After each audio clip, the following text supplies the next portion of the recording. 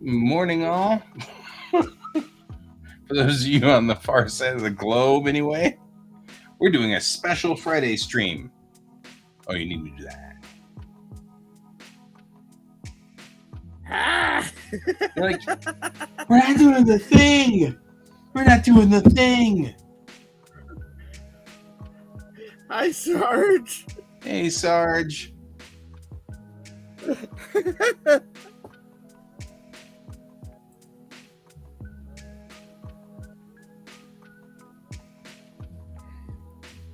We're doing a rare Friday night session. The primary reason we're doing the rare Friday night session is because I'm not doing anything else tonight and I got work to do. But also because I'm going to be gone Wednesday to Wednesday of next week. And I don't know, Pepper was talking about maybe we should just take a break and not broadcast for a week. And I don't know what Ken thinks about that.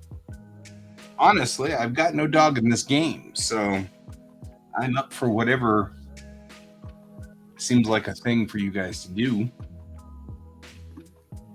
I mean, I don't mind taking a break. I should probably take one every now and then. So we might go on vacation starting on Wednesday. At least from the stream. Yep. Yeah, I'm going to set up so that I am ready to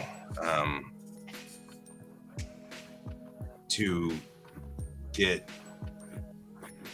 set up so that I can take with me things to do 3D wise, because I can do 3D stuff on my Surface. So you're back in Denver just in time for it to hail on you. Aren't you lucky?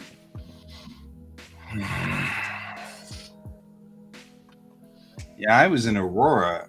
I was telling Candace, I was in Aurora for a lunch meeting with the con chairs of two different conventions, and I'm driving back, and then it just starts to hail like all get out on my car on I-70, and I'm at the Central 70 location. And just when it got really intense, I went into the little underground like tunnel thing. And I was like, oh, good. This is a great place to be in stop and go traffic in a hailstorm, is in the little underground tunnel thing. So I was like, yay. And then I exited.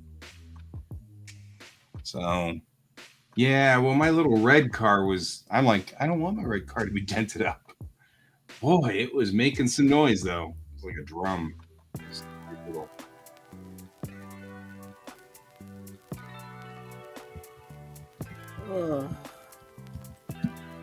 I hope Kat shows up because, one, I have questions for Kat. That's the battle plan. Questions for Kat. Kat doesn't show up, though, for a while. That's fine. I'll be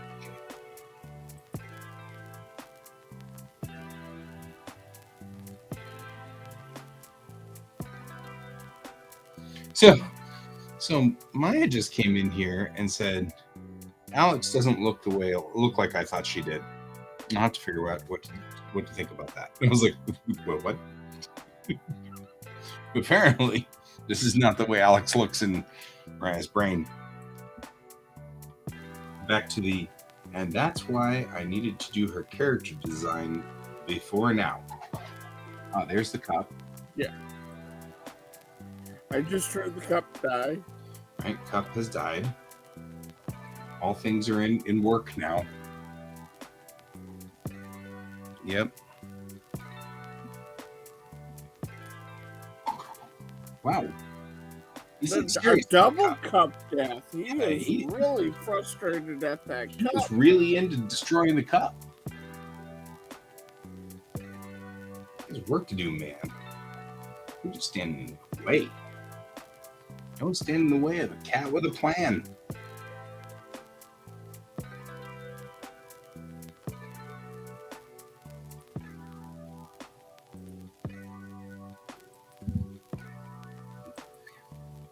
It's a little weird. definitely a little weird.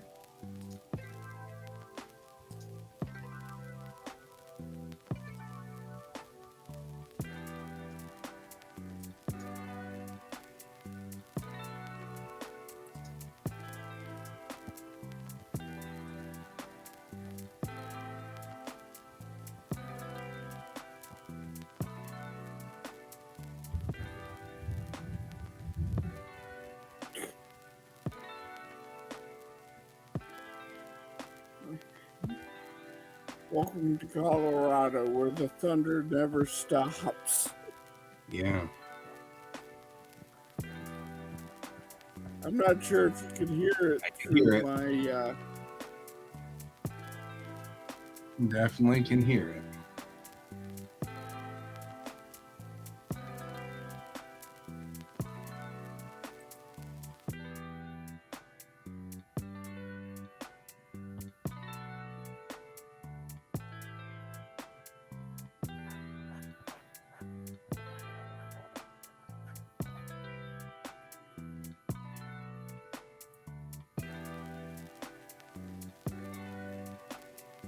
You're almost out of battery. Sarge! Sarge! Can you hear us? I don't know why. Out of battery equals like not being able to hear us, but you know, work with me on this one. We're like, see you later, Sarge.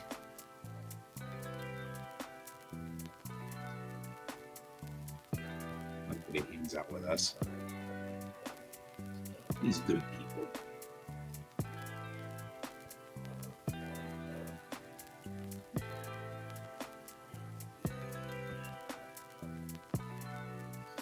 Okay, we'll get to the bottom of this thing here.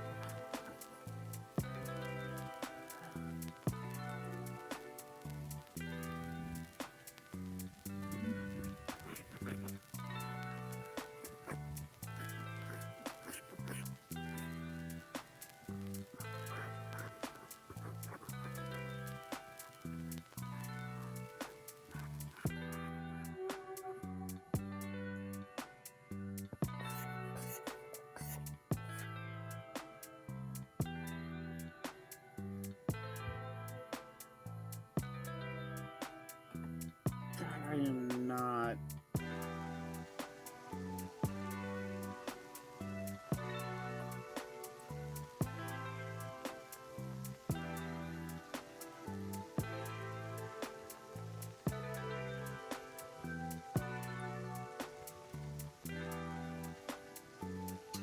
So my niefling graduated today. And I went to their graduation ceremony at open school. And there's a special thing that our school does that no other school that I've ever heard of does, which is that you have what's called a final support meeting. And the final support meeting is between you and your homeroom teacher, which we call the advisor, and all of the people who support you. So all of your friends, your mom, your dad, anybody who you consider in your support group. And Okay. at the final support group meeting, we all tell you how cool you are. You know, all the things that we've seen you grow through and all of the problems and everything, and you kind of recount your experience in high school. And even your friends and all of your buddies do it too. And then at the very end of this all, okay, thanks, Kat. At the very end, your advisor pulls out your diploma and gives it to you. Right there, right then, you are done. Tomorrow they're going to have the ceremony where everybody walks around and they get handed the diploma, but the diploma that they will be handed is empty. There's nothing in there. So they're just handed a thing because open school doesn't consider you done until you've had a final support. So you're not done until all of the people in your life get together with you and effectively say goodbye to this era of your life. And I realized sitting there at their final support meeting that this was the first final support meeting since my final support meeting in 1992, because of the way that I had screwed up everything so badly. I had my final support meeting 3 days after graduation. We never did that at my school. No, this is an open school thing. This is very open school. This is back to because I was actually talking to some of their buddies, because they were all there. And this one of their buddies was chatting with me, and I'm like, there's a reason why open schoolers are all connected to open schoolers, is because we're a very small school and we do very different things that nobody ever does. But my nibbling was in the theater. Hey, Merrick. And so naturally their final support was on stage in the theater.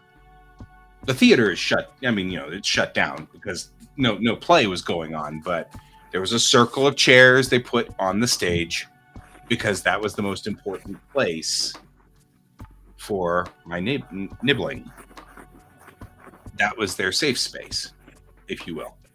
That was their home base. They were home based out of the theater on stage.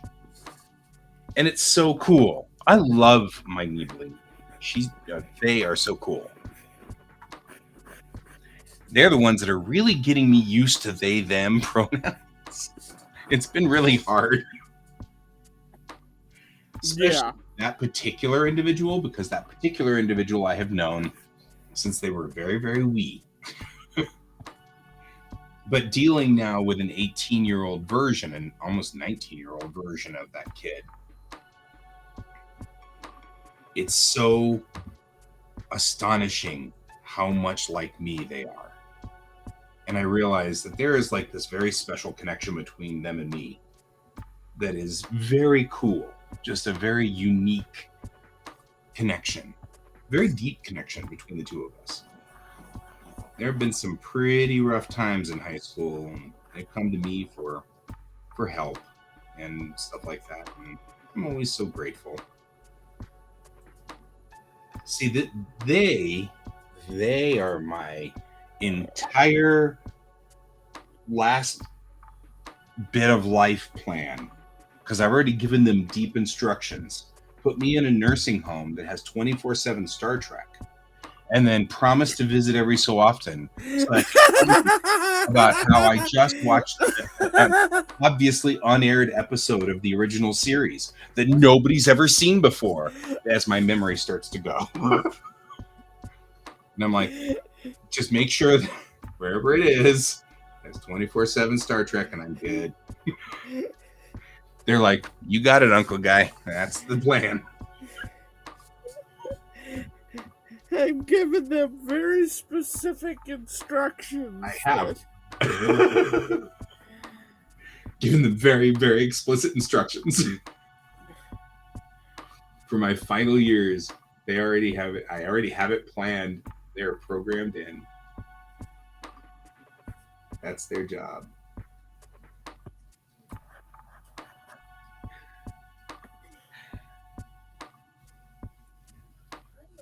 And I drafted them for Iacon.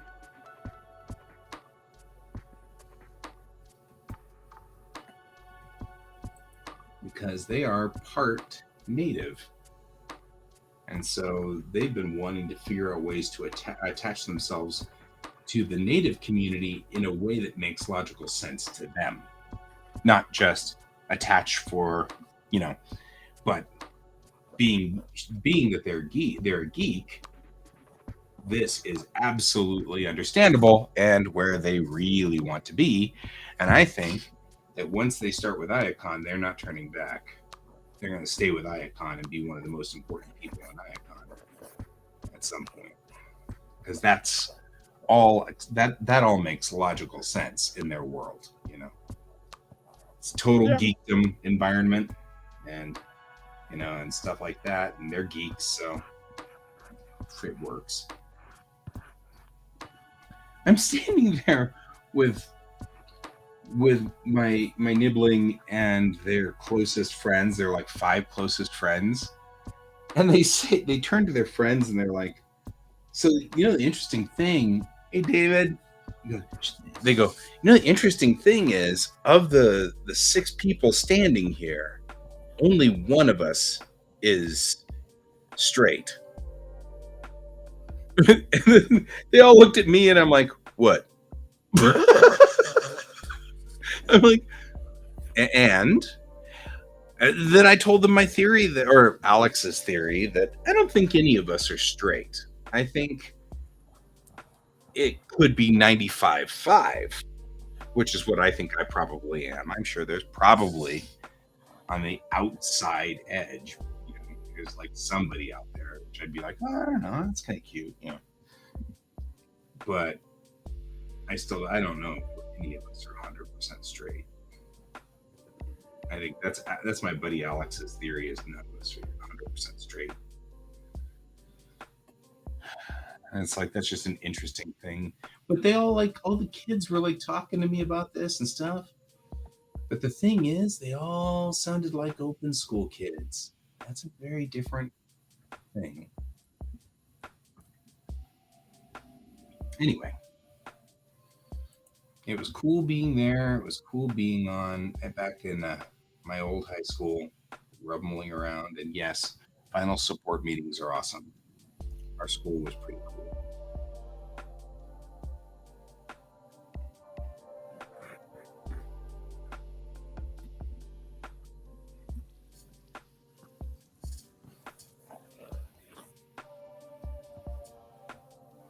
How you doing down there, David? Is it still raining in your part of town?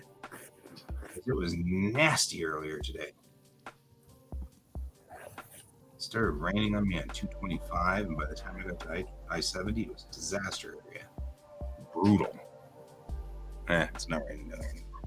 So we just shipped it up to you. Sorry, Can. You look like you needed it. I'm not shocked.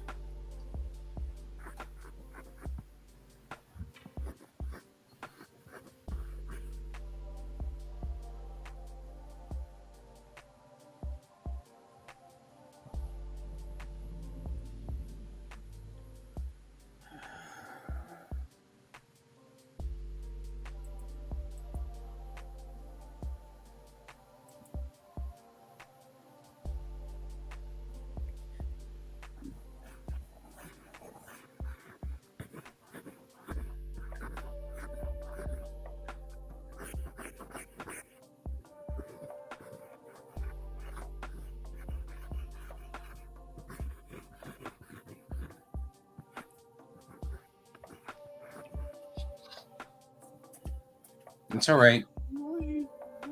You're good. Cat, do what you need to do, my friend. Do what you need to do. We're not in any hurry. I'm drawing here and stuff. By the way, Kat's going to do a check on all of our stuff. So be prepared for that.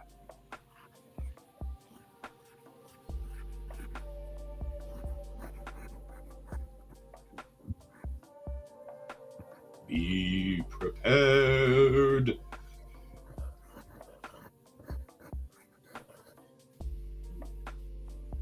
I'll be right back. You're herding cats, huh? Okay, show me. It's all right, my friend. It's all right.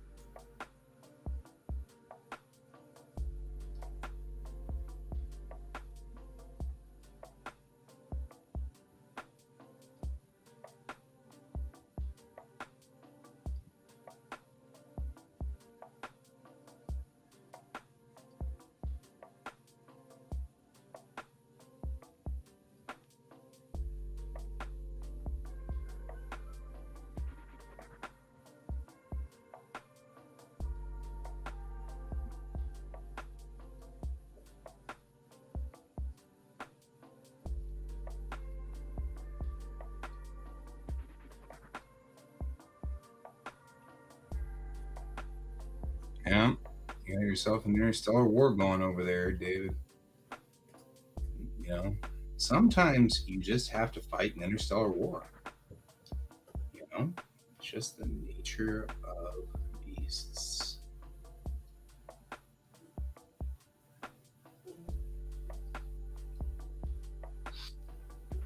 Oof.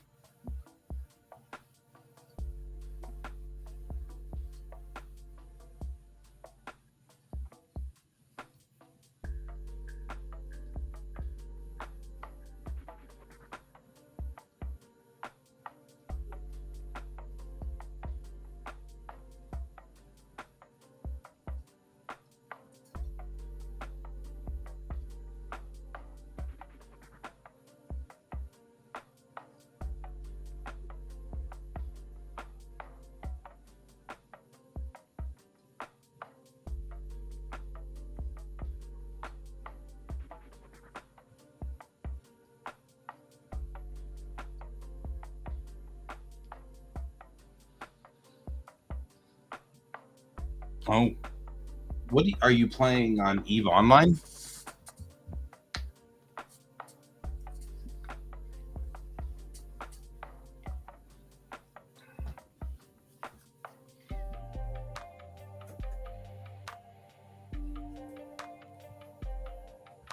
Oh, Stellaris. Fair. Still Ferris.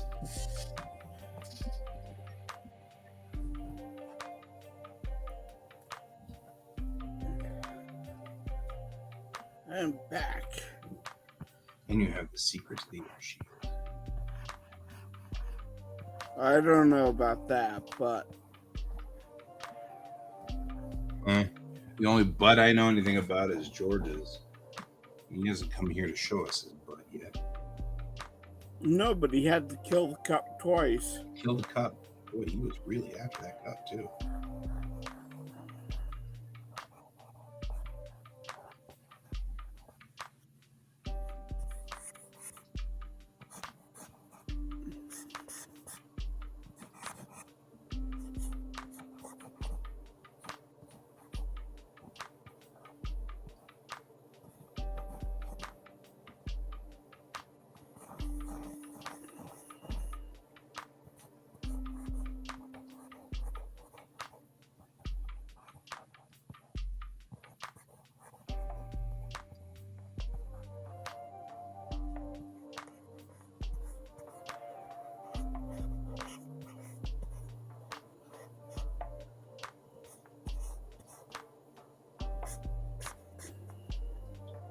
I feel like Stellaris is one of those games that if I ever get involved in it, I'm doomed.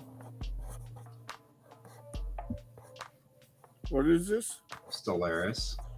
Oh, yeah, with all the add-ons to it, and yeah. I mean, just listening to David talking about it, I get the feeling I get stuck in that game so fast. That's one of those. Someday we will take a vacation. And when we do, you and I will take a break for a couple of weeks or something. And then I'll play Stellaris. So next week. Right.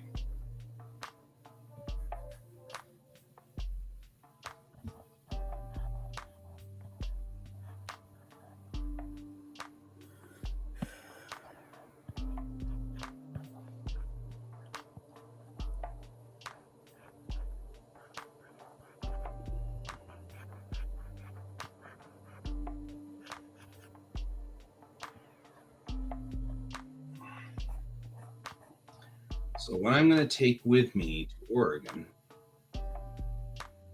is things that need to be made, sets that need to be made for issue 2 and 3. Yeah, I can. Yeah, I already tell that It is so my kind of game, and I'd be a hopeless cause. It'd be horrible. So my friend Tick Tick Yep. streams A couple minutes Stellaris. Yeah. And they exclusively play the consuming horde on there. Hey, you? Yeah. We were just talking about how no one has seen your butt all day. All day. Think about it. Not a soul has seen your butt. Nobody has. They saw it this morning, didn't they? Well, maybe. But Yeah, there's just not enough cat butt. Yeah. You know what my stream needs? More cat butt. I got a fever. And the only thing to cure it is cat butt. I wouldn't admit that too loudly in public or to a psychologist.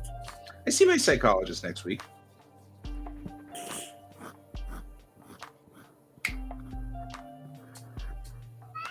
Yeah. Would you like scritches? Come here. There.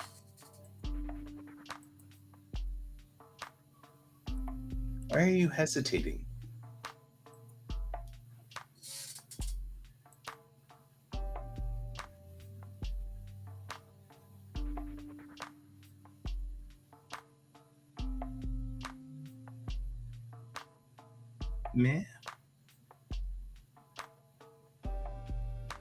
Man.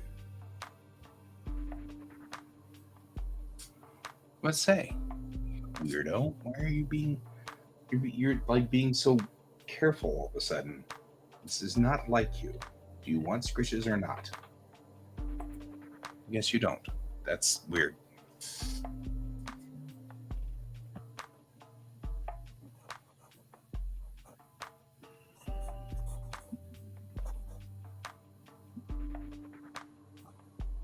Or is it that you don't want scritches unless I'm working? Then you want scritches. So you're waiting for me to get to work. Gotcha. So you can disrupt my work, naturally. Why would you do it any other way? Yeah?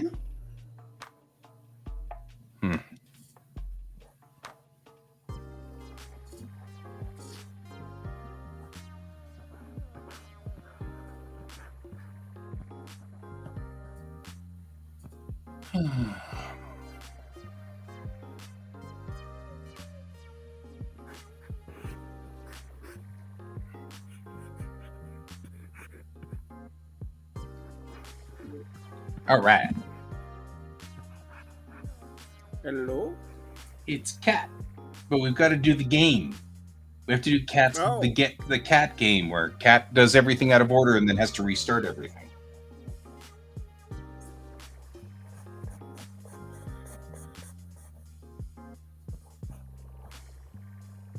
We still can't hear you.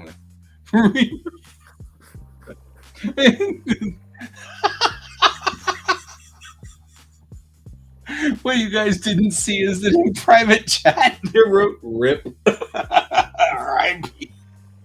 Just toast.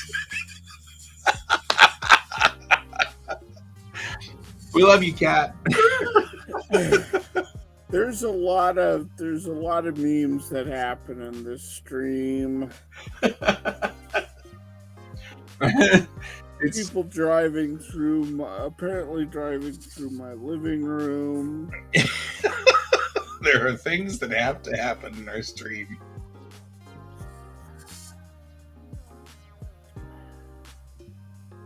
And that's one of them. I'm saving that because it's beautiful. It is a thing of beauty.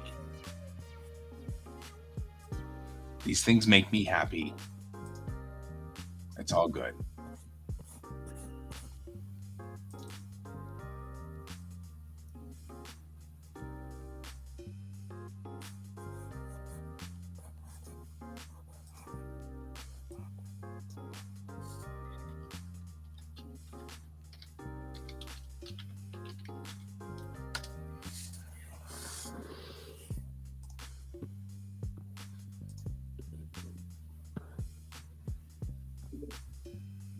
There we go. Try this again. There we go. We can hear you and everything. Okay. All right. I think I finally figured out what the specific thing is. I need to start Firefox after I turn on the virtual camera. I think that I have something similar where there's Mhm. like an exact order that things must be in. Yeah. OBS really freaks out otherwise. Yeah, I've noticed. Like it's like I kept thinking like maybe it was just like opening OBS and then opening Firefox, but I'm feeling like I have to start the virtual camera and then open it. Right. So. But I've got to say, you just made my entire day with that trip. Yeah, I heard you laughing at me. Dude, I wouldn't call it laughing at, more like laughing ironically with. You know what I mean? It's like a certain amount of. It's just the way of the world. You know what I mean? Like. Oh yeah, it's been a hell of a really weird day because, like I said, I'm cat sitting. You know, I'm cat sitting this weekend, and before. Like I had to do an article today. Technically, I had to do 2, and I didn't get the other one finished. So I'm like, you know what, F it. Like I'll do it tomorrow. Like that's the kind of day that it was. Like I stopped early today, That's and because Kevin could see that I was just not. I just was not having a day. I was having a day today. Today is a day. Like before I even got my article done, like for Fresh Fridays article wasn't even done and approved until like 2:30, and they usually go out on Twitter at 2. Like before we even had our meeting, like we have a weekly Friday like meeting. Before we even had our meeting at 12, like I'd already cleaned up Cat Peak like 4 times. Right. And of course, like you have to get up and clean it when it happens. Otherwise, it like, just gets hard. Yeah, and so I'm like, well, so like every once an hour, I was having to stop, get up, go clean, and I'm like, I'm trying to do my stuff. I'm like trying to get ahead because I really want to have Monday off. And the only way I can have Monday off is if I get the article that I need to put out on Monday done in advance. So it's like, otherwise I have to spend like 4 hours working on Monday, which I don't want to have to do. I mean, it doesn't take me that long, but still. Right. So. So I'm like, God, it's just been a day. And then I thought, well, I'm gonna take a short little nap. Like I went ahead and got off at, I think it was like 4-ish. So I went to go take a nap, and I didn't wake up until like 9 o'clock. And I'm like, oh crap, I gotta feed everybody. Everyone's probably hungry. Yeah. You're herding cats, and that's the way it went. Yeah, so today's the day. Okay, so what all did you all want me to cover today? Mm-hmm. Whatever you want to talk about, but I have a question about when you create a new thing, and in the story. Well, actually, let's just click create new, right? So you create a new. Comic, the folio.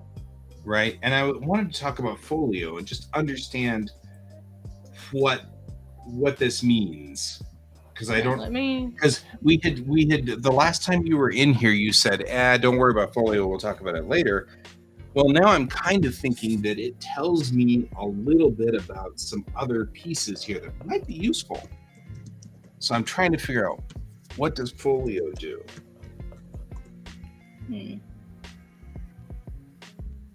Because I'm going to make, I'm already kind of screenshotting this piece right here, so that it will be permanent from now on, always this size. Because I was doing it wrong before, and stuff like that. I finally figured out how to get a template in here and everything. So I've got it all set up to do a 32-page comic for Bellatrix Rising, but then after I had thought I did it perfect, I promptly did the other one wrong. it's like off by about 3 millimeters in one direction, so it's like shorter than the other one, Yeah. and it's just So a stupid mistake. So I'm screenshotting this and putting it all together to make a permanent picture, a JPEG that lives on here. It just says you want all of these settings like this. But then I thought we were going to come back to Folio, and we never did. Well, Folio doesn't have anything to do with like your margins and bleeds. The only thing Folio does is it places like the numbering on your pages like actually within the page itself. Like that's all Folio does, really. Oh, okay. Yeah. That's why I said to skip it, because like 90% of people aren't going to want those numbers there. So for most people it doesn't apply. Right. Oh, okay. But if you're having trouble with like your margins and stuff not lining up, that's we can adjust that. That would be probably in setting up the canvas section as far as okay, so let me. I think I've got that one under control, but I'll So like your margins, bleeds, and trims are fine. Like, what's your specific issue? So this is where I think I'm set up at this point. Okay. So the canvas is 6.88 by 10.5, which should make us pretty much a standard comic book size, right? But the inside trim is set up for manga pages. So that's why it's a different aspect ratio. Oh, okay. So the bleed and the outside, all of this is set up for a manga page. Mm-hmm. And then it's just effectively set on a canvas that's a US comic page. So that in theory, every time I make my pages, they are always Tankobon capable or set up. Right. Even if they are on a traditional comic book page, which is 6 by 10. Mm-hmm. Right. But what's the problem? Oh, the only problem was I just wanted to make sure, because this folio section over here on mine was not set up. Oh, you just wanted to know what it was. Okay, yeah, it's just for the numbering system. And that's totally cool. Okay, sorry. I thought there was like something you needed help fixing. Sorry, I misunderstood. Not really. The only real question I have is when we're dealing with global comics, does this matter at all, or do you just want all of the pages to be at this aspect ratio? It doesn't matter what aspect ratio they are, because everyone uses different aspect ratios, especially considering we have like webtoons people coming over from webtoons, which have a very specific size format, and tapas creators, and then manga and Western comics. Then you have like indie creators, and then doujin. They all have different aspect ratios. So like, as long as the only thing that we really, really, really recommend, and like we cannot stress this enough, especially if you want to sell PDFs, is make sure they are all of your pages are the same aspect ratio. Right. That's really the only thing that we stress, and make sure you. That's the reason I'm doing this. Is because if I don't have all I need to say to myself is this is the way this goes. This is the way. And then when it comes to PDFs, just so you guys know, because I've had people ask me this, what happens is when whatever pages you upload will not the same size file will not be what's downloaded. Like there's like a specific size, and it's in 72 DPI that gets downloaded. So like we never like give away like the high res versions for like the PDFs and stuff. So like for example, I upload my stuff in 600 DPI because I want it to look like really sharp on the page. But then when it gets downloaded, it's smaller, like the aspect ratio is smaller, and it's in 72 DPI. Okay, one more real quick question. It always starts on page 3, and goes to page 34. Is there, when I do the folio thing, or not the folio thing, when I do the story, and then let's say page manager, is it page manager that I want? No, page manager is just all mad now. Oh, it would be edit, manage page setting. Yeah, that one. Is this what I need to change as page number, or where am I changing it to stop? Can you make yourself big? I can barely see it. Oh yeah. If you don't mind. I need to do the noise from Mario. Back up. There we go. Can you see now, or is it still really small? I can see now. Yeah. Okay. So the problem I've got is that it always starts with page 3, but this is really page 1. Mm-hmm. This isn't page 3. This isn't page 4. This is really page 2. Right? Yeah, you can't And change. so I You have to can't. always You, do this kind of weird thing where I remember that I need 34 pages. can't but I change don't that. really need 34. you can't change that. You cannot? No, because if you change that, then Clip Studio may not open properly. Like that's Well- for Clip Studio's file managing itself. Like if the numbers fine. get yeah. But I'm asking, not with this, but like future ones. I want to build one from start. Can I start at -3 No. on a page? Okay. No, No, that's just part of It's just it's tucked just out. part of Just Clip. remember. architecture of Clip Studio. I agree. Okay. It's frustrating for me, like the same reason it's frustrating. Like especially when I'm exporting pages because I don't need all of the pages. Like because I start with like my chapter 1 doesn't have my outer cover because that's like my series cover. I just have like the chapter cover and then it starts from there, and so I have like 3 or 4 pages at the beginning that like don't even get uploaded. And so like page 4 is actually my page 1, but so it's like like a brain when I use Comics Flow. Have I shown you guys Comics Flow yet? I don't believe so. What? I need to update it, so like don't be mad at me. Like everything looks like out of date. It'll look out of date. I'm totally mad. And deadlines and stuff. I have no idea. Oh yeah, I remember this. This is sort of like a timeline for work. Yeah. So what's really cool about this is if I go into my page manager, your pages are due. This because this is part 1. Part 1's already done, so I just never marked it as finished. It's like what's really cool here is if I click on the page, I can actually like properly name it. It's like for chapter 2, it's different. So like it's the chapter 2 page. Oh, you need a different page. And this is Comics Flow? Yeah, Comics Flow.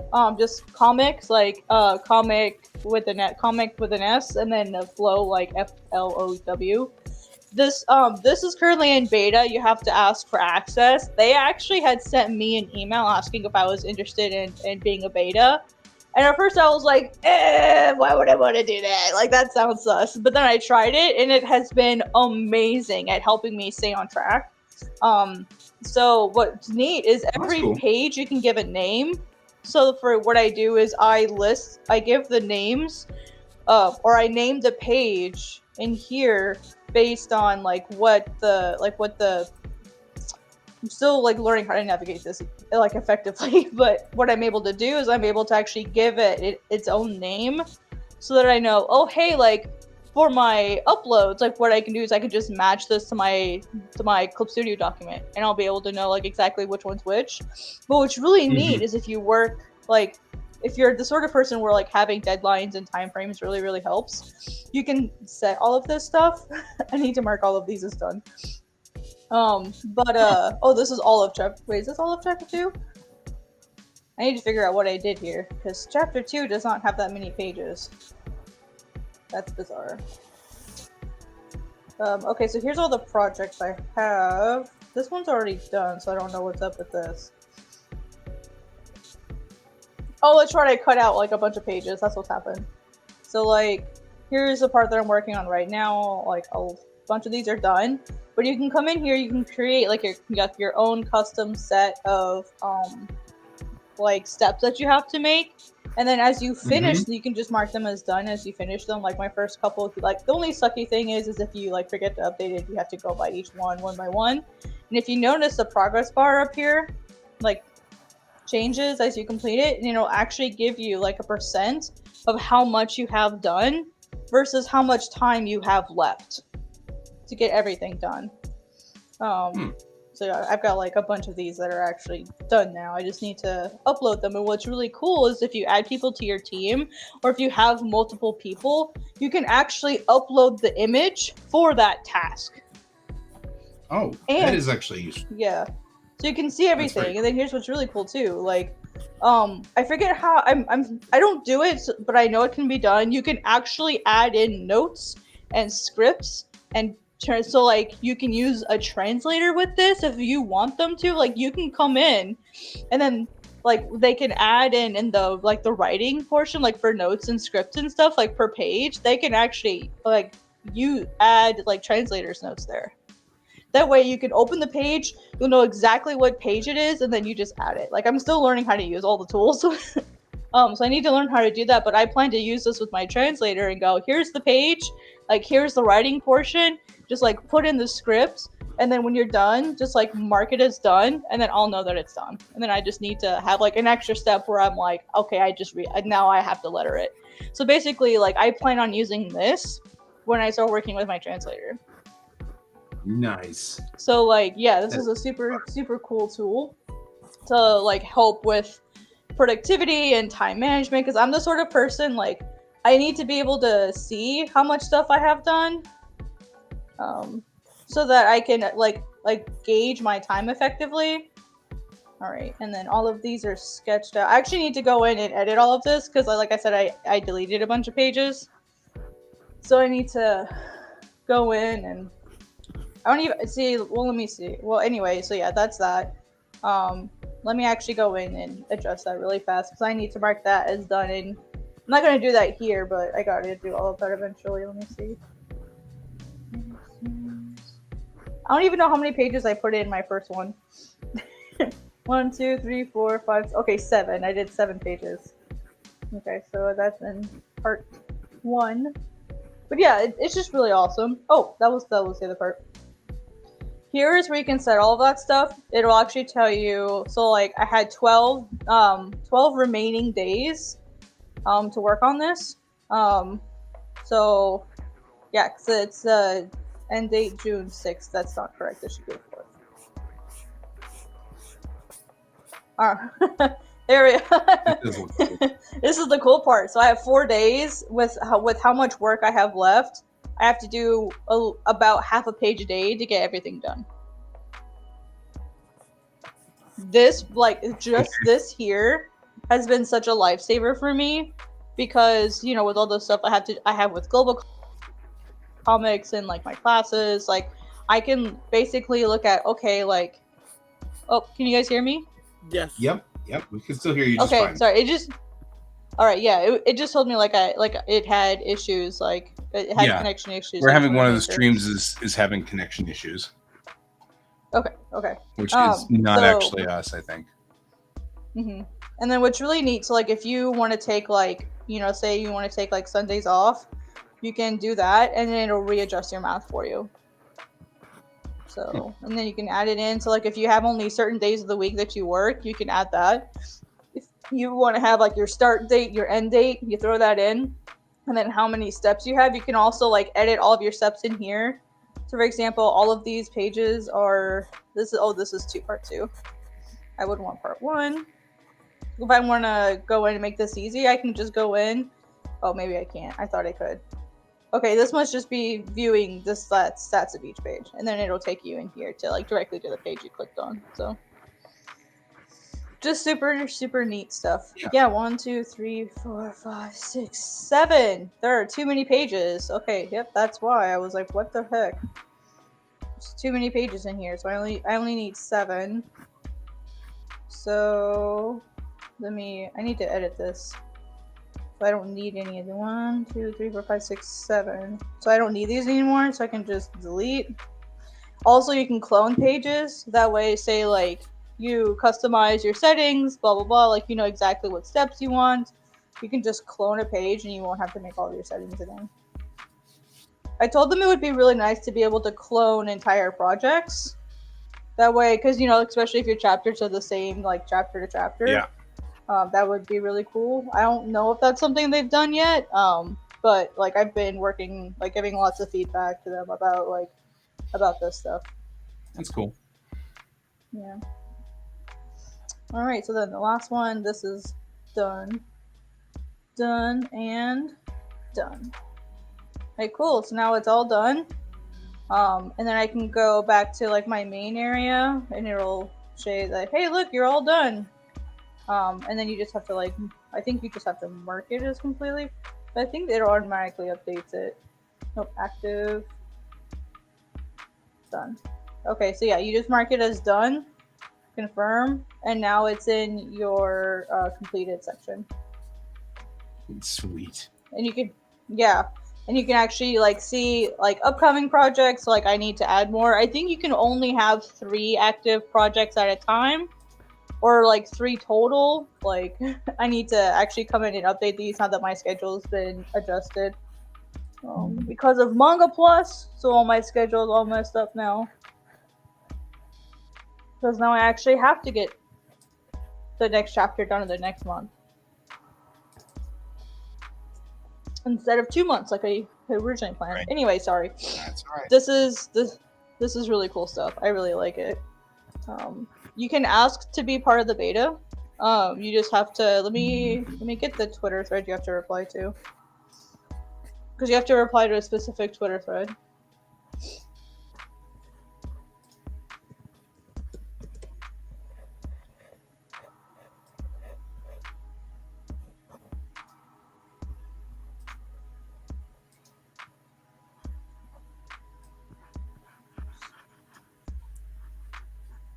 I'm gonna throw this in the Discord.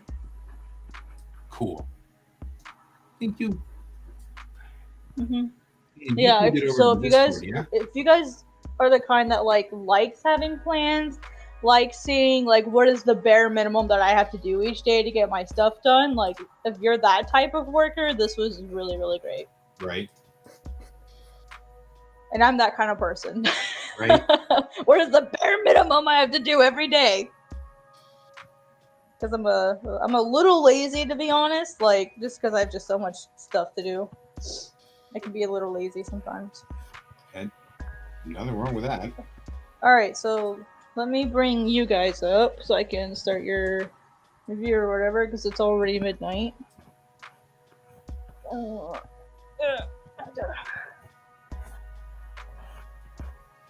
right, and then we also need Armageddon.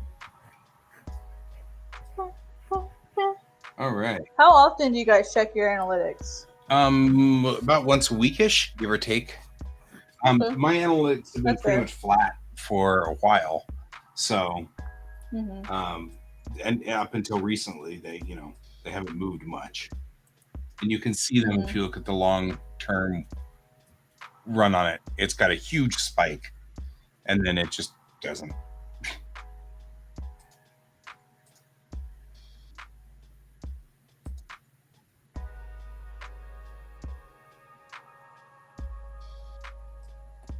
Yeah, I see what you mean. Which is fine. That doesn't bother me at all.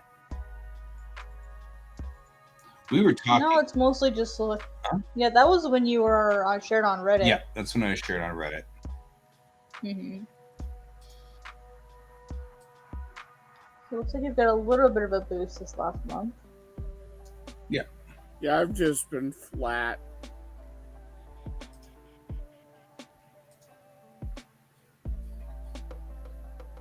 No, let's check.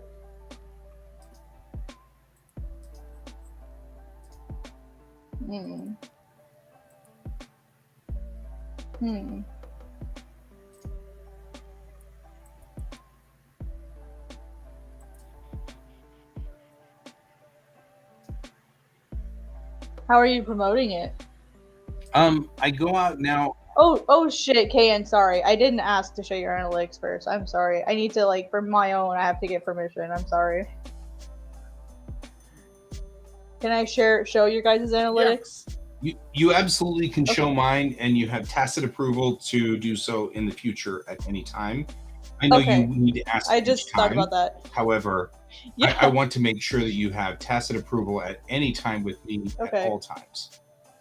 Yeah, I figured since you guys asked, it was fine, but I'm like, let me just ask to be sure. No, it's all cool. I want you to know that you can even use my analytics talking to somebody else, so you're not always showing God's Bane every time. You know what I mean? Right. So I give because that's kind of what I have to do. Right. On this stream with everybody watching, I give tacit approval for you to use my analytics at any time for any education purposes. Mm-hmm. As a fellow educator, I feel that that's a very useful thing. It makes me feel like I'm doing something good for people. Yeah, and it's like really it's kind of awkward to show mine sometimes, just because I am. I mean, the reason why I like to show mine is because I'm actively promoting constantly. Um, like I mean, this week the analytics went really crazy this week because of that tweet that I had, and so like. Voila! Right? looks like someone tried to flip you off or something. It's the shirt. Um, It's the shirt. yeah, it's funny. It's like it's funny looking. But yeah, so let's figure out. All right, so what kind of marketing strategy are you doing at the moment? Like, how often are you promoting it? Like, let me rephrase. How often are you actively going out and sharing links and promoting it? Well, I was a lot more Like, how many times a week? I was a lot more active with Twitter until they started really cutting back on things. And so now I've just been kind of dead in the water because I don't know if I should promote it more on Twitter, even though Twitter like actively disengages you from doing that. So I'm kind of stuck in a weird area right now. Yeah, I can't really use mine as an example just because, like, I wish I could, like, cut out, like, make a custom selection. I wish I could do that. That would be really helpful. If I could make, like, a custom date selection to, like, exclude this. But, like, in general, like, I've still, like, before this happened, like, in general, like, I'm still having Twitter, like, be one of my strongest sources. So it's not impossible. But I feel like it also depends on how you're using Twitter. So, like, for example, I post about Godsbane at least once a day. And sometimes I schedule those. So what I'll do is, how do you schedule or like I'll a tweet. Let me show you. A tweet. So when you have the only thing is you cannot schedule a thread. So if you want to post a thread, you have to do it in the moment. But if you have only like one tweet, so when you go to tweet something, you see this little thing that looks like it has a clock. You can click on this, like so blah blah blah blah blah, and click on this, and it'll let you select a date and time in your time zone you want it to go out. Interesting. Are you lost? He's lost. Huh? George is lost.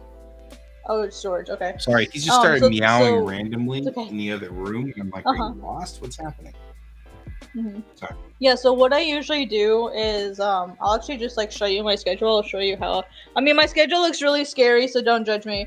But like this is how I manage my time. What I do is I usually have like a time in the evenings after I do like my Japanese stuff for the day, where I'll sit down and I'll prepare like I'll do my posts on Twitter for the next day so that I schedule it so that it's done and then I don't have to think about it. Sometimes I'll schedule the whole week's worth, and then I'm like, oh, I don't have to do this anymore, blah, blah, blah, blah. Like, it's already done for the week, you know? Or, like, if I'm trying to, like, look at my Reddit analytics or my Twitter analytics, I want to see how my social media is performing, that kind of stuff. So, I mean, you don't have to spend an hour every day, 5 days a week. But because I'm doing a lot of experiments right now. That's why I have it five days a week. I'm doing a lot of experimenting right now.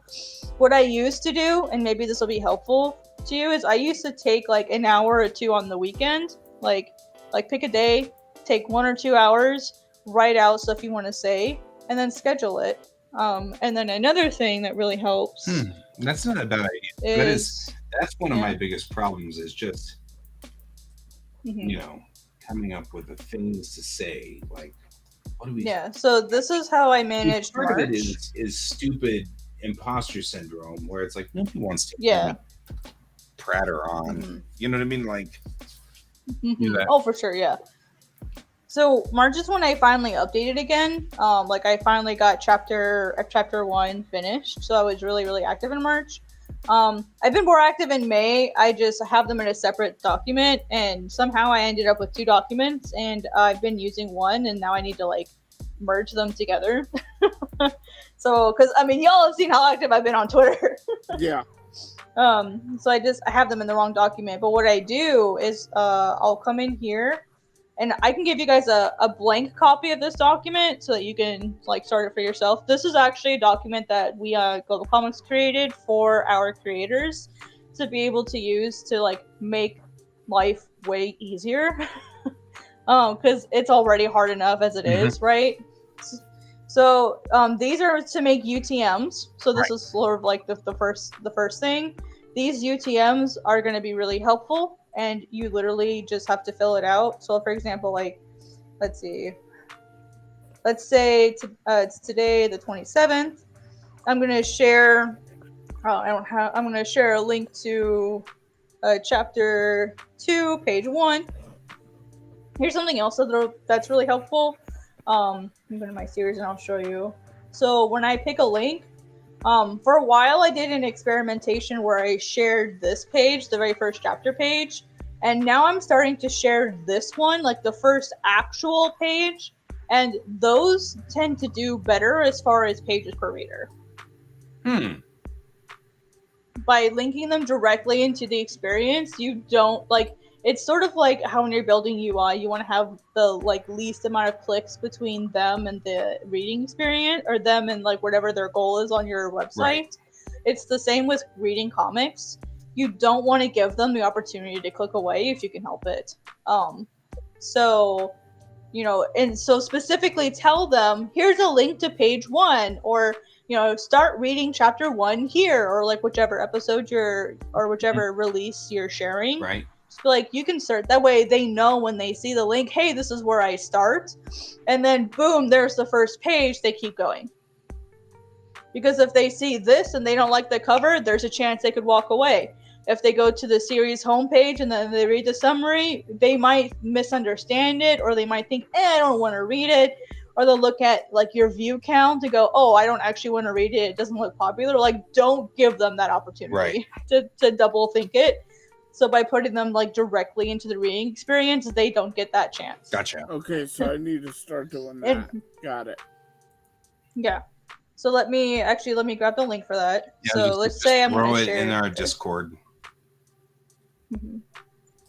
In fact, I'll spin up Discord now because, of course, Discord wasn't running because I'm rendering and I try to kill everything. That's fine. Rendering. So I have an entire article about making and using UTMs, and essentially what a UTM is it's just a modified link that has extra parameters in it. I don't know why that one's so short. Has extra parameters in it to make it trackable with Google Analytics. Is essentially what it does. So medium, source, campaign, or term, the way the sheet is set up, you need to have at least these first 3. Your medium is almost always going to be social. The only time it wouldn't be is if it's like it's like referral, for example, could be like a Google search, or it could be like a shortened link, or if it's like social media, like 99% of the time making your own, or email would be another possible medium. It's basically like what's the medium they came through? Is it social media? Is it an email? Is it a search? That sort of stuff. And then your source is going to be which platform. At least how I make them. So is it DeviantArt? Is it Reddit? Is it Twitter? That way I'll know exactly which platform they came from, and you guys can see this in your analytics as well. So looking at guys really quick, we can see, direct is usually organic, but direct NA can also be, so this first one almost always will be your top one, but it can change with time. Mm-hmm. That would be stuff like organic traffic where people found the website naturally, or it could be people that have privacy blockers and they don't know what to mark it as, so it gets marked as null, which gets put in direct NA. That's kind of aggravating, but okay. It is frustrating. So for example, I had a period where I had a lot of really, really great Reddit posts, like I was getting, but I wasn't seeing these were Reddit posts that were getting like hundreds of upvotes. And so I'm like, why am I not seeing any readers? Like the only big increase I'm seeing is direct. And like someone said, hey, like don't a lot of people on Reddit use like privacy blockers? Yeah. And I'm like, yeah, that's true. And so like I talked to like, the higher ups about it. They're like, yeah, that's probably what it is. I'm like, oh, okay, like that makes sense. Because it doesn't know what to mark it as, it just marks it as anything else. Right. That makes sense in a scary way. It does. Yeah. But it also means that it's going to be difficult for us to figure out how to get in there. Right. Now, with some Reddit, like, so that's why, like, when you see these numbers, like, you can't exactly trust them. So take everything with, like, a grain of salt. Hey, Tic Tic. Hi, Tic Tic. Am I being raided by Tess? No, maybe Tic Tic's just being in here because Tic Tic likes us. And then when you guys are just FYI, when you guys being raided. Hi, raiders, welcome to Quack. My name is Kayan. Over here is Guy. Go ahead and show Kayan, Guy. Hang on real quick, I'll go full screen. Yeah, go full screen on everybody. Yeah, really quick. Sorry. I'm Kayan. Down here is Guy. He does the comic Bellatrix Rising. I do the comic Armageddon Divinity. And over here is Kat. Actually, over there. Yep. There we go. It's Kat, and she does they do the comic God's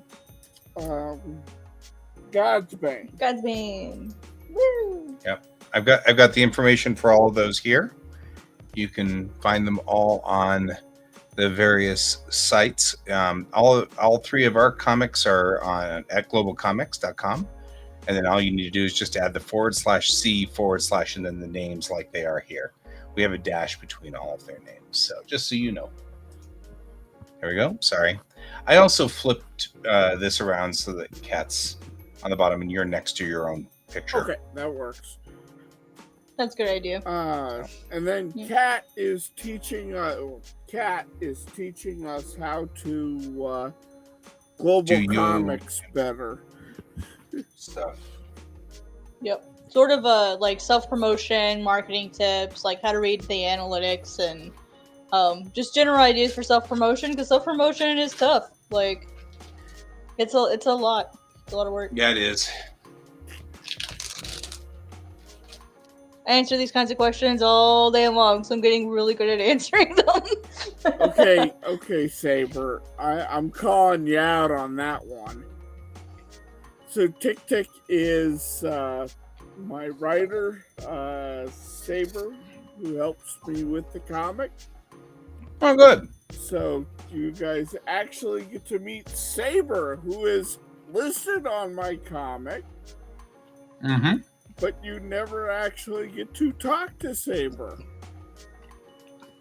Mm-hmm.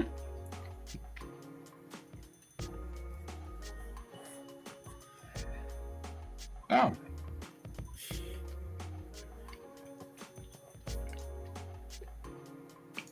After that little intervention. Yeah.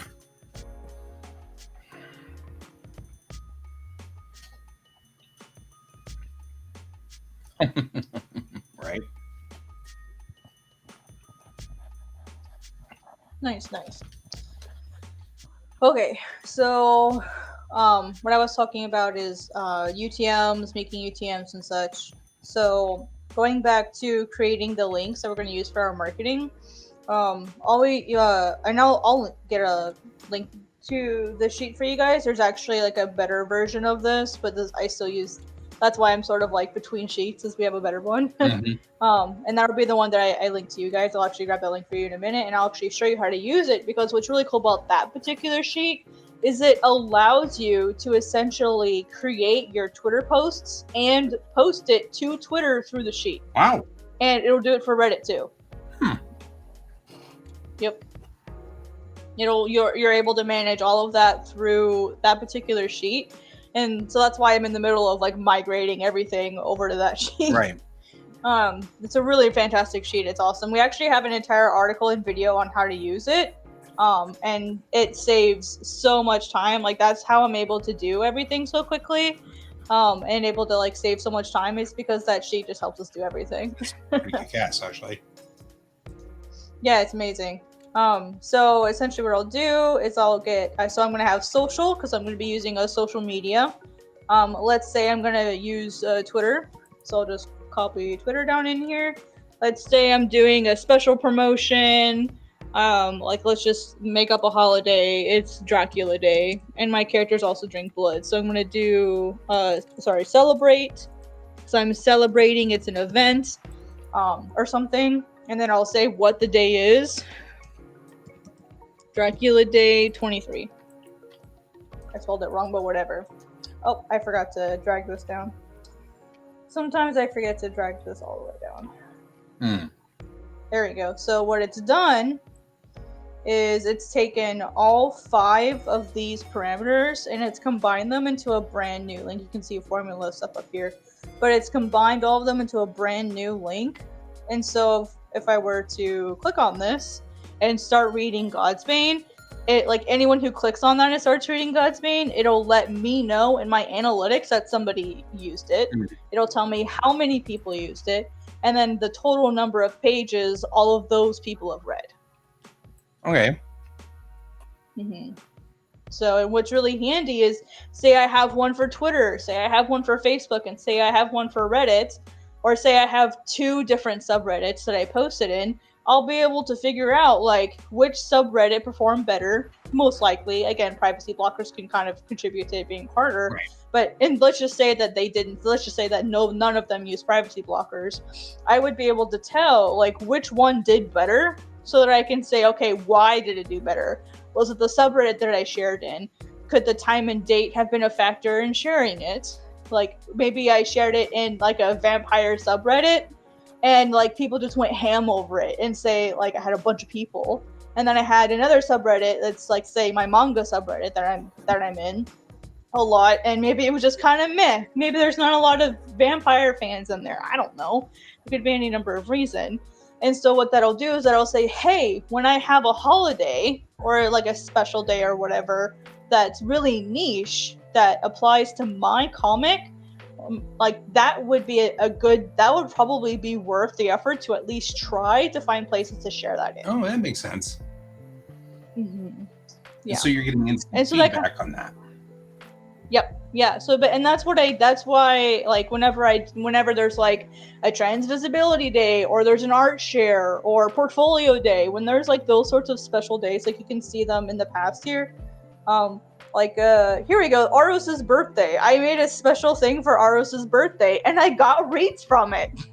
So like that might be something worthwhile, is to celebrate my characters' birthdays. Yeah.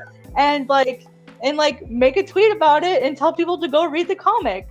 Maybe make a special promo art featuring that particular character, and then like direct people to read it. So like there's all kinds of really fun things here. A really funny one is this one right here. So it just says B in P1. It's short because that's my Twitter bio link. And if we go into my Godsbane analytics, I actually have a UTM in my profile link. It's different right now because I'm doing the Manga Plus thing. So that's not my current bio link. But if I go into my page reads, I should be able to find the PB1. Oops, wrong Godsbane. I do that all the time. I keep grabbing the pilot by mistake. So let me go back, like, say a year, because I think it's 6 months should be fine because I did it in January. Here we go. P1. 63 people have clicked on my Twitter bio link, and those 63 people have read over 1,000 pages. Wow. In just the last 6 months. That's actually dramatic. It's more dramatic than I would have expected out of the Twitter bio. Yeah. And that's not including May. I've not had it in my Twitter bio at all for May. So that's technically 5 months. Right. Huh. Yeah. So like that's like not a lot in the grand scheme of things. But like let's see how many like So I've had 32,000 reads in just the last year alone. Right. So like that's like 3% of my reads. Right. Wow. That's Yeah, significant. just from my Twitter bio. Yeah, that is more significant than I would have suspected. I can see why you're like, no. Think about this. Okay. Yeah, that's something that I didn't have to do. I didn't have to go promote it. I just like, here it is. Here you go. Like, if you happen to check me out, here's the thing. Right. You know, like, and so it's sort of like they're like that's passive promotion where you have all of those things, you have them available. With the pinned tweet, have a pinned tweet with your links. Like a lot of people do not take advantage of that. I'll show you what I have. Again, I'm focused on Manga Plus right now. So everything's a little different. So I have a picture here with my characters. It says Manga Plus.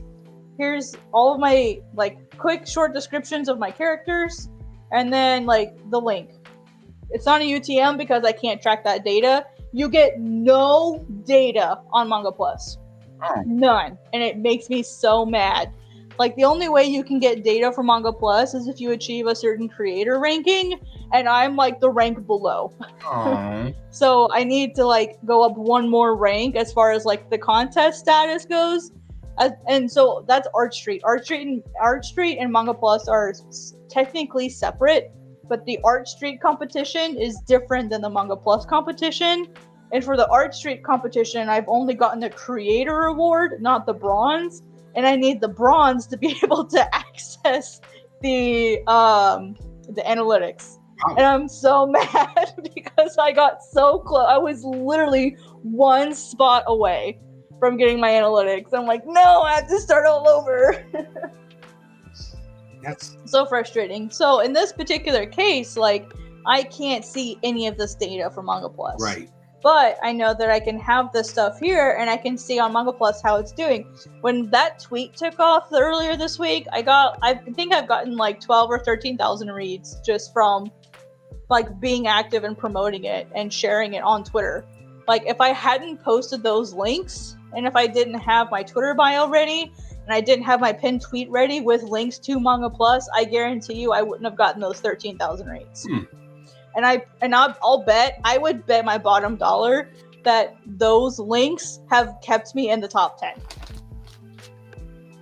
So I would wager. I'd be willing to bet my bottom dollar that. And I don't have a lot of dollars left. Right. So okay. Anyway, enough about my ranting. I'll show you guys the community sheet.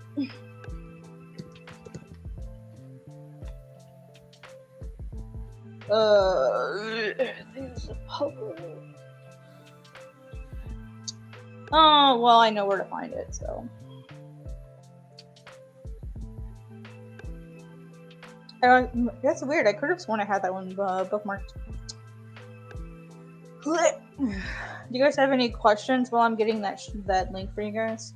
No. I mean, UTMs are already somewhat confusing all the way around.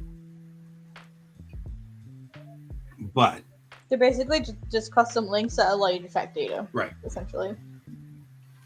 So what they are is not the problem. It's the how to deploy them and how to use them that's got me confused. Yeah. That's all. Yeah. And like I said, this article and the video that is linked in it will give you that information.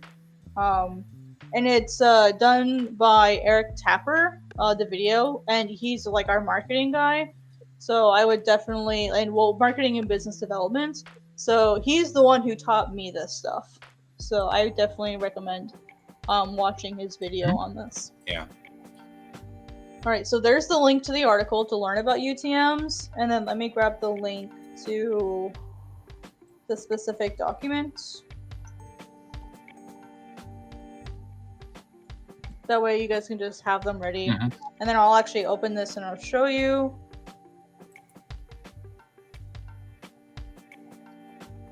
All right, so this is the magic sheet. Close that. Okay, so when you open this, what you need to do first is you need to make a copy of this before you do anything, because this is a public version of the sheet. We have some samples in here to show you how it's used, so make sure you make a copy before you do anything. So essentially what this will do is this is the same sheet as before, except it's a little bit different. Here is where you'll write out what you want the tweet to say. Here is where you'll add any hashtags that you want. We learned recently with Twitter, the more, if you add too many hashtags, it'll think it's spam and then push it down in the algorithm. You okay? Okay. You okay, Ken? You have inadvertently saved me. You're welcome. Yeah, lots of people really like this sheet. No, it had nothing to do with that sheet. Oh. We were talking about, hey, you can go and copy a file and then paste it. And issue 4 has been totally locked from me. All of my clip pages I can't bring up. If I try to bring them up, I'll show you on screen. Yeah. I get that error. And I'm dead. I'm dead in the water. Oh, I know how to fix that. Okay. Okay, yeah, I'll show you. Super easy peasy. Well, I'll tell you. Like, I'll tell you. So, click on. Here we go. So you click on. Barely an inconvenience. Huh? I'm just barely an inconvenience. You said super easy. Okay, no, you're good. So you click on. You'll make sure you select your. Well, you have to close all pages first. So make sure you save everything and then close everything so that only your story file is open. Because you don't want any pages that is in that story file open, because this won't work if they're open. Okay. Including stuff that is not in that keep the file. story file open. Keep the originals, like your page management file, keep that one open, but close everything else. Okay, I can't even open that. But you have it open right now. No, I don't. I have issue 5 open. I don't have issue 4. You can't open, so like your page management that has all your pages in it, you can't open that one? No, I cannot. Here, let me show you. Okay. Okay, so I'm just down. That's a cover for issue 4, but it's its own file. Okay. Okay, so I click on the issue 1 and I get that. The phone page cannot be found. Please check the location. Did you move anything or change any names? I did not move anything that I'm aware of, but who knows, I might have. You need to check, because if you move anything or you change any file names, then this is the error it'll cause. Yes, but you have given me the save on this. And that because you can just call. Because what? And that is, I go through and I select everything and do copy, paste, and now I can build a new story sheet. I was going to say, you should still be able to open the individual pages as their own individual files. I can't. It will not let me. I see. Okay, then yeah, it might be that it just got borked. Yeah, it is totally borked, but you have inadvertently done, and that was the moment I had of, oh my God, you just saved me. And you don't even know how you just saved me. Oh, well, you're welcome. I'm glad to be of service. Well, I hope I can save you with your promotion as well, because this sheet is amazing. So I use this sheet every day for work. Essentially, like this. So this column is where you'll throw in like what you want the tweet to say. Do you want to throw in? Okay. Oh yeah. Oh, that's right. Yeah, I forgot. Sorry. Okay. Now everyone can see. I'm over on Reddit. the Reddit one. Yeah. So I'll switch to the Twitter one. Yep. So tweet yourself right. So this D column here is your copy. This is your main like this is where you'll write like what you actually want the tweet to say. And then we have a separate thing for the hashtags. Again, be careful with hashtags because if you add too many, they're gonna think Twitter's gonna think that it's spam, so you don't want to add too many. Usually like 1 or 2. And if you have an SEO or a tag checker or a keyword checker, definitely use it. If not, that's fine. But what I always recommend is before you use a hashtag, go like actually search for it. You like do a Twitter search using that hashtag and then go to latest. Don't go to top, go to latest and see how often within the last few minutes it's been used. If it's something that's being used maybe like 2, 3, maybe up to 5 or 10 times a minute, that's probably a good one to use because it's active. But if it's like every 2 or 3 seconds, you don't want to use that tag. Or if it's something that's only being used like once, like every few days, you don't want to use it because people aren't searching for it. It's not an active tag. You don't want to use it. Unless the only time you want to do that is unless you are making your own hashtag. For example, like hashtag Godsbane or Godsbane manga is one that I use sometimes. Because if anyone... I use Bellatrix Rising as a hashtag for everything. Yeah, so like if I want to like make it easy so that anyone can find Godsbane, I do hashtag Godsbane manga because there is a Godsbane game. So I have to make sure I'm like, oh, Godsbane manga. So you can do all of that, and then what it'll do, and then the URL that you want to link to, you'll throw over here. So let me open mine, and then I'll actually do this with you.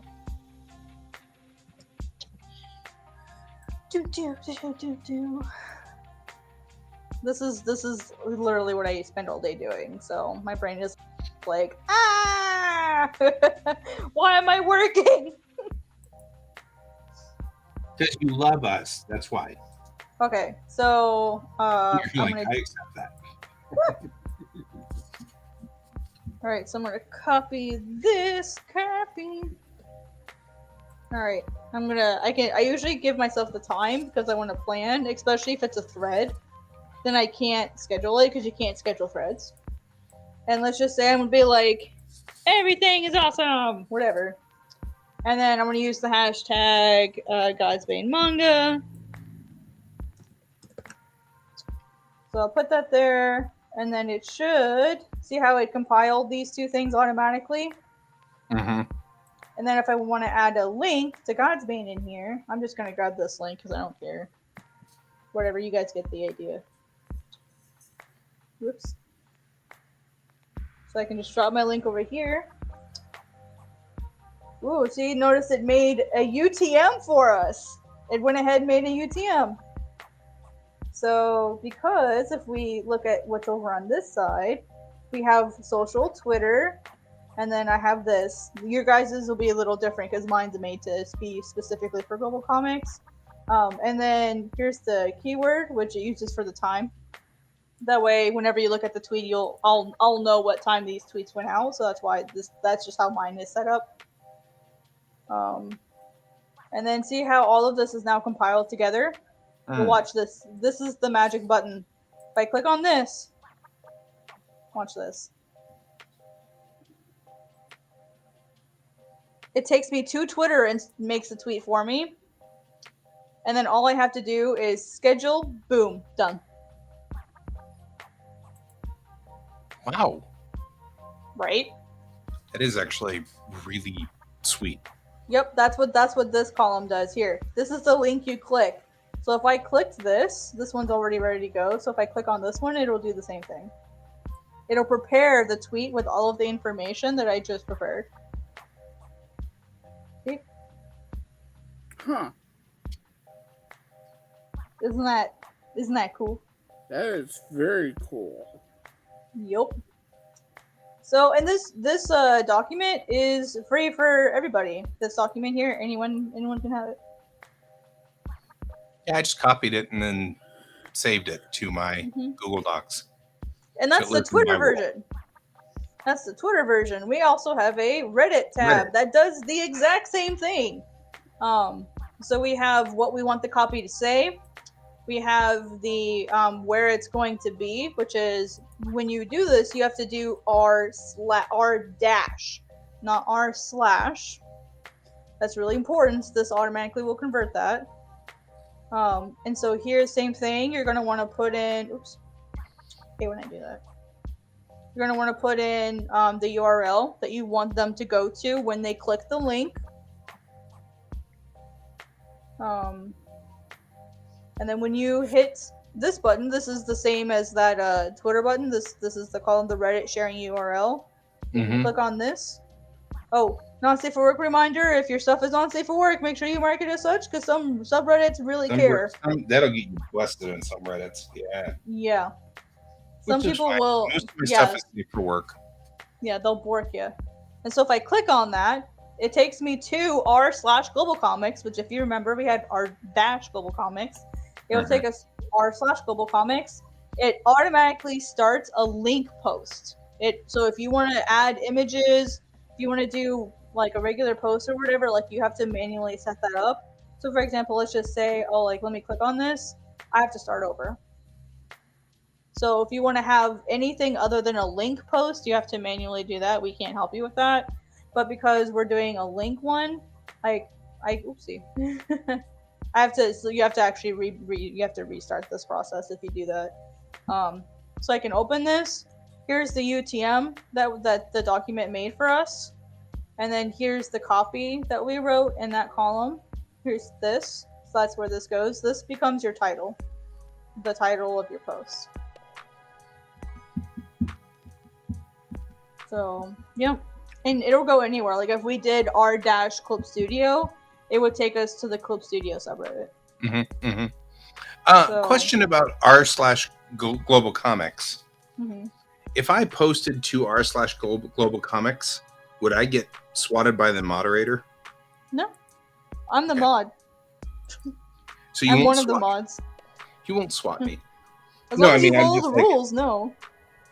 Yeah, well, I mean, I assume I would figure out what the rules are, but like, let's say I wanted to go on to r/global comics and say, here is an update or something like that to my comic. Mm-hmm. Go for it. No, go for it. Like I think we asked that you limit self-promotion to like once a week or something, or like I think that's what it is. I'd have to double check. But as long as you're not like obscenely like spamming yourself every single day, you'll be fine. Right. That's cool. Yeah, and if you, like the episode that you're linking to is not safe for work, like I think your second one is. Like the second one's not safe for work. Yeah. Yeah. Then you would need to add it. Yeah, and generally the main story should be safe for work on the main episodes. Yeah, and what's really cool is some subreddits you can schedule, not all of them, but some subreddits you can schedule. You can schedule posts. So always check for that. But these are the tools that you can use for like at your disposal. Like this sheet is really helpful. And here's what's really nice. If you need a general UTM stuff, like you also have a sheet for that too. So if you just want to make the UTM for like other stuff and you don't, or maybe say like for me DeviantArt, like we don't have a DeviantArt thing in here. In my sheet, I come in here and I make like my non-Twitter and my non-Reddit UTMs. Or if I have like a custom post that I'm making and I like don't have the time to make the Twitter post, or it's like a reply to somebody, I can come in here, make a UTM really fast, and then have that ready for that reply or whatever. I like that, yeah. Yeah, so we have that as well. And then we also have what's called a subreddit checker. So this is what you'll guys will like this one. Oh, well, like, what subreddits have I posted in? I don't remember. I can't remember. Blah, blah, blah, blah, blah. Well, guess what? You can come in here and it'll tell you where you've posted it. And you can make a note about what your experience was there. Like, how was it? How did it go? Blah, blah, blah. Like, you'll be able to see all the different subreddits that it's been posted in. Okay. And then you can mark it as, did I do it as a free preview? Is it a first issue free? Is it all free? Like because this is more for publishers, because they'll be likely to have a lot of different series, and each series here will have its own line. So this is really handy if you have like a bunch of series together. And then pivot table here. Sorry, this will be really cool once it's all filled out. I can't show you ours, because like data reasons. But like essentially what it'll do is it'll do the same thing. It'll sort out by subreddit. And then it'll actually like let you know like what your previous like copy was, what the date it was shared on. This is going to be the sheet that will show you every single time it's been posted in Reddit, which subreddit it was posted in, and what your copy was.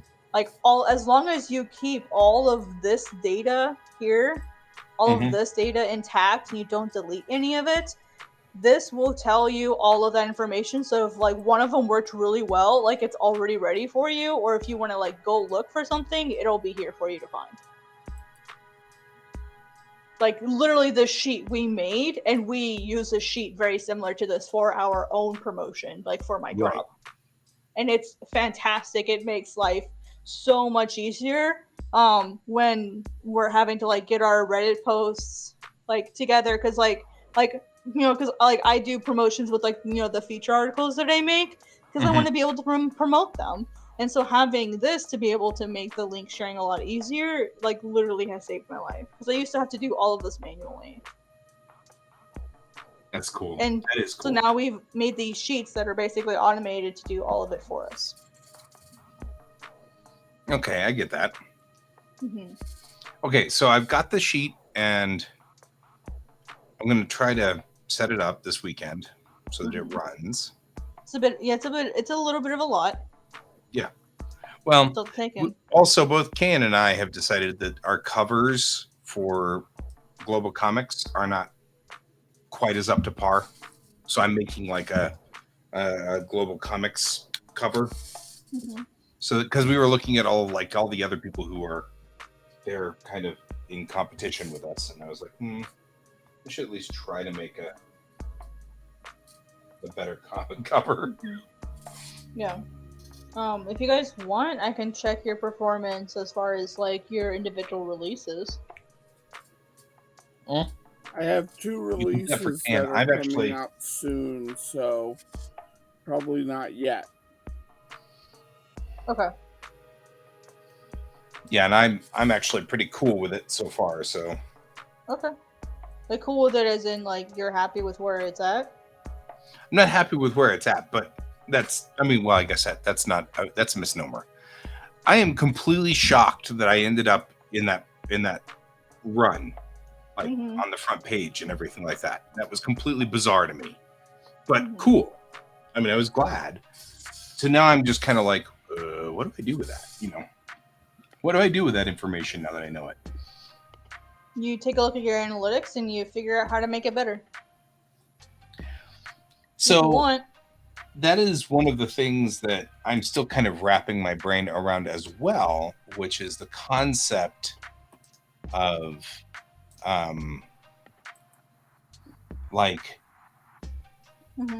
the concept of changing pages or anything like that. I'm not actually. Oh, that's super easy peasy. I'll show you. Well, no. The concept of it, not the. Oh. I don't think you should honestly worry too much about that unless you really want to. Like, as someone who did that, me personally, it hurt my comic doing that because people were used to one particular thing. Okay. So, unless you feel like it's a super duper critical change, like now I'm willing to make small changes to like dialogue or something, but for me, like I was like deleting pages, changing order of pages, like redrawing panels, like I was doing all of that, and it hurt my retention. Like I was at about 31% retention rate. I dropped all the way down to like 17% within like a week. Like all of my changes really hurt it.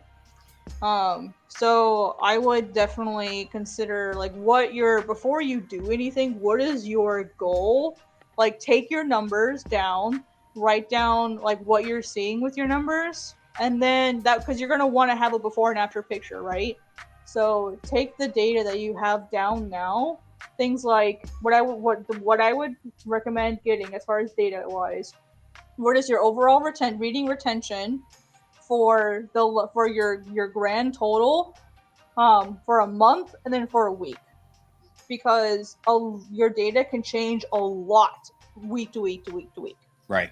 So what I would do is I would have like a long-term picture, like a year, and then I'd have a middle picture, which is like either 3 months or a month. Either one is fine. It kind of depends on like how active you're posting, and then just the last week.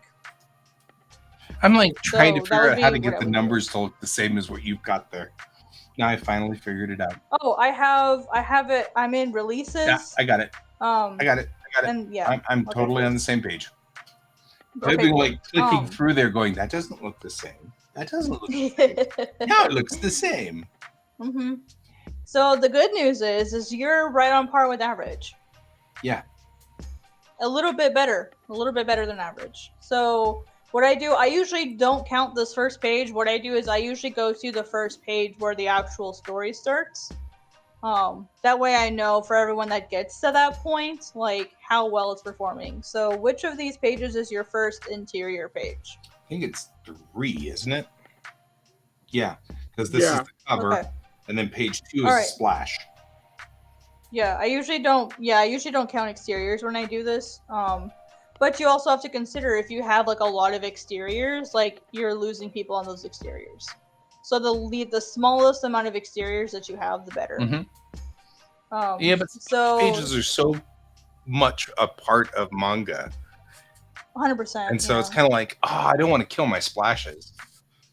Yeah, for sure. They're so useful. Mm-hmm. Yeah, I really struggle with like wanting to include that stuff because like that's what I'm used to seeing, and then it's like, oh, it's not there now. Especially because usually the first page starts on the left, so you need a right page, and so then no matter what, you almost always have like an extra page. So it's like all right. So if we're looking at this, we're at 3:55. So this average read time. This is good. You've got flow, you've got faster pages, you've got slower pages, but it looks more stable than I remembered the last time. So this is great. This is good. Like you're having a page 21 and page 14. There's just a lot of technobabble, which is why it takes them longer to read it. And since mine's a Star Trek-esque comic, we decided that that's not a bad hit. That's not a negative. It's not. Well, the reason why I can tell you it's not is because when you look at the amount of people that you lose from those pages, it's pretty insignificant. Yeah. You're not losing people on those pages. Your reading retention is very, very stable, which is great. This is fantastic. It's very, very stable. In fact, you're doing better. I'd say your reading retention is probably better than mine. As far as page-to-page retention, you're very stable. That's great. Like, so, and I think I've told you this before, like Shonen Jump, if we want to use them as like the unreasonable standard to not worry about, but just so that we have like an air of how the professionals look at it, they want a page-to-page reading retention of 99.8. Right. Like 99.6 is your bare minimum. Like if you're below 99.6% retention, once you hit that commitment point, and that commitment point is when like you're keeping most people. Like that's kind of what they look for, is where that commitment point is. Your commitment point is right about here, between 10 and 12. It's a little late. But you're that's fine. You're doing better than me. For me, it's like page 20. That's fair. So you're doing better than I am. Wow. That's good. Yeah. I figure that's probably a good sign. It's fantastic. Yeah. It's pretty normal. Like it takes about, they say that it, like Shonen Jump says that it takes about 3 to 7 pages for most readers to commit. And so those first like 5 to 7 pages, you tend to lose, like if you're going to lose people, that's where you're going to lose the majority of people. But then like once you hit, like you should hit that commitment point no later than 10 pages. And then after that is when you should have like your 99% whatever retention right. rate. So 146 versus 90 is what you're saying. Yeah. So if we look at yours, we have 355 for your. Oh, that's. Yeah, 355's on the page where they start. Yeah, 355, and then your last page is 90. That's like 27, 20. No, but it's around 25%, but not quite. It's a little bit higher than 25%. Mm-hmm. So, wait, no, it's just under 25%. I think it's like 24 because 90 times 4. Sorry, 90 times 4 would be 360. Right. So you're just under. But the good news is, congratulations, you're average. Right. Like, average retention rate, like beginning to end, is between 20 and 30%. So for most people, like if they want to like perform like better than most people, then they'd have to get over like 30%, which is really hard. Like, as someone trying to do that, it's really hard. Right. And I had it for a while until I messed with my pages, and then I lost it. Yeah, I'm actually kind of glad that that's what you're saying. I when you were talking about that before, I was like, I don't think I can get on board with that. You know what I mean? Like, I think it depends on what you change. And it was like, because I was. Yeah. The only thing I'd want to change at this point is I make a reference to one of the characters singing in a scene, and I didn't put the little notes in that scene. That's really the only thing I want to change. Everything else is pretty much straight up like it is, you know. And I'm pretty happy with the way it went. So yeah. But yeah, I was kind of worried that you're gonna be like, you really need to change pages to keep your audience. And I'm like, I advise people to change the least amount of possible.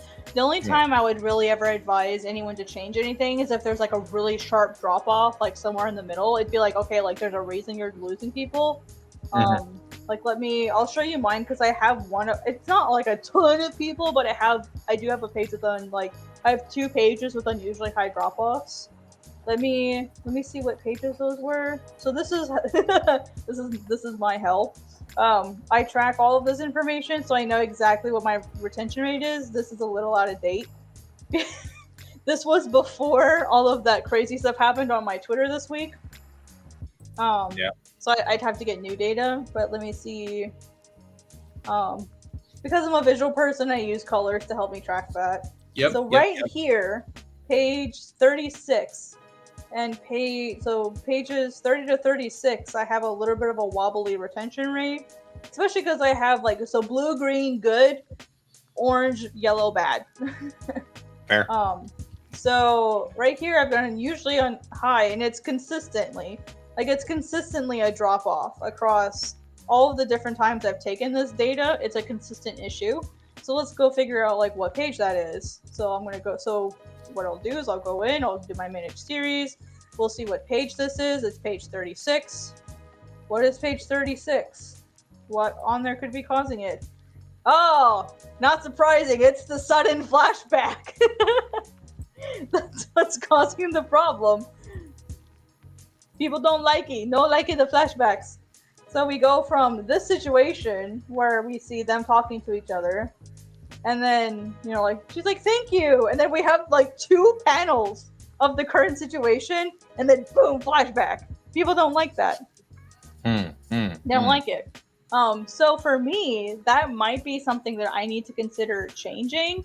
Real quickly, Kat, you've got the draw correct.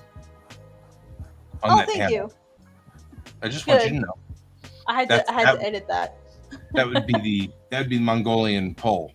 Yep. After I got some help with that, I was like, oh my god, I need to go fix her hand. Oh, okay. So that was okay. Yeah, that's I had to fix it. I just wanted you to know that I approve. Oh well, thank you from the teacher himself. I know that you totally were worried and you needed my approval. So yeah, I was definitely worried that I would have it wrong. No, it's actually fine. Okay. Let's see. Yeah, you can see it's a little bit different down here. It's not quite the same, so I need to fix this one too. But most people aren't going to notice that small discrepancy. You probably would. Yeah. But most people won't notice that small discrepancy because this is and I'd leave it alone. In here. There comes a point where that you are in a niche thing so deep that if someone gets it wrong, you really can't blame them. Right. You know what I mean? And also, yeah, but I'm gonna have so many archers, like a lot of archery in my manga. So but I'm at the point where I don't want to change it. Yeah, on the flip side, when you do it right, we feel kind of seen in a little way. You know what I mean? Like, yeah, look, she might know a Kudo archer somewhere. Somewhere, yeah. She might actually know about this. And I had someone that was like that with me on Reddit. They're like, you're using like the wrong view. Like they should be doing this. And I'm like, oh, actually, it's from a style of archery called Kudo. And they're like, oh, I didn't realize like they use a different grip. That's really cool. So like I made a new friend like nerding out about archery. So that was really fun. Nice. But yeah, so that's why I track this kind of retention, is that helps me identify problem spots. Because here's the thing, like before I'm having retention of like 96, 98, 100, like there's a weak page in here too, which is a few pages before. And then all of a sudden, bam, red. That's a weak spot. And if I actually like look at my actual analytics, I can see that. I'll show you what it like actually looks like in the release data.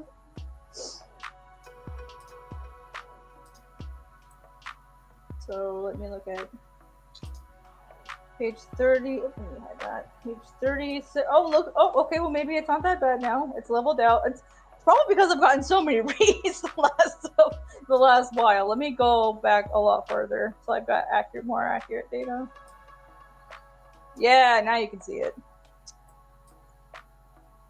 Look at that drop. Like from the page before it. Oof. Yeah. That's Ouch. a jump. Yeah, it's a big drop. So it's like, ow. And then this one is a new page. This one has no excuse. But this is a new page. But you can see, like, if we actually like, I don't know if I can actually show two pages next to each other, but if we go back and forth between yours and mine, generally the curve is about the same. But overall, yours is performing well. Let me see. So yours was about 24. Let's see. Mine starts here. So 351 versus 89. So we're about the same. Right. That's actually really crazy. Actually, number-wise, we're about the same. That's actually a good sign. I appreciate that. Yep. Let's see. What was yours again? 371 through 90. So you're doing better than me at the moment. As far as on your release data individually, you're doing better. But mine's only the last 6 months because this is a newer release.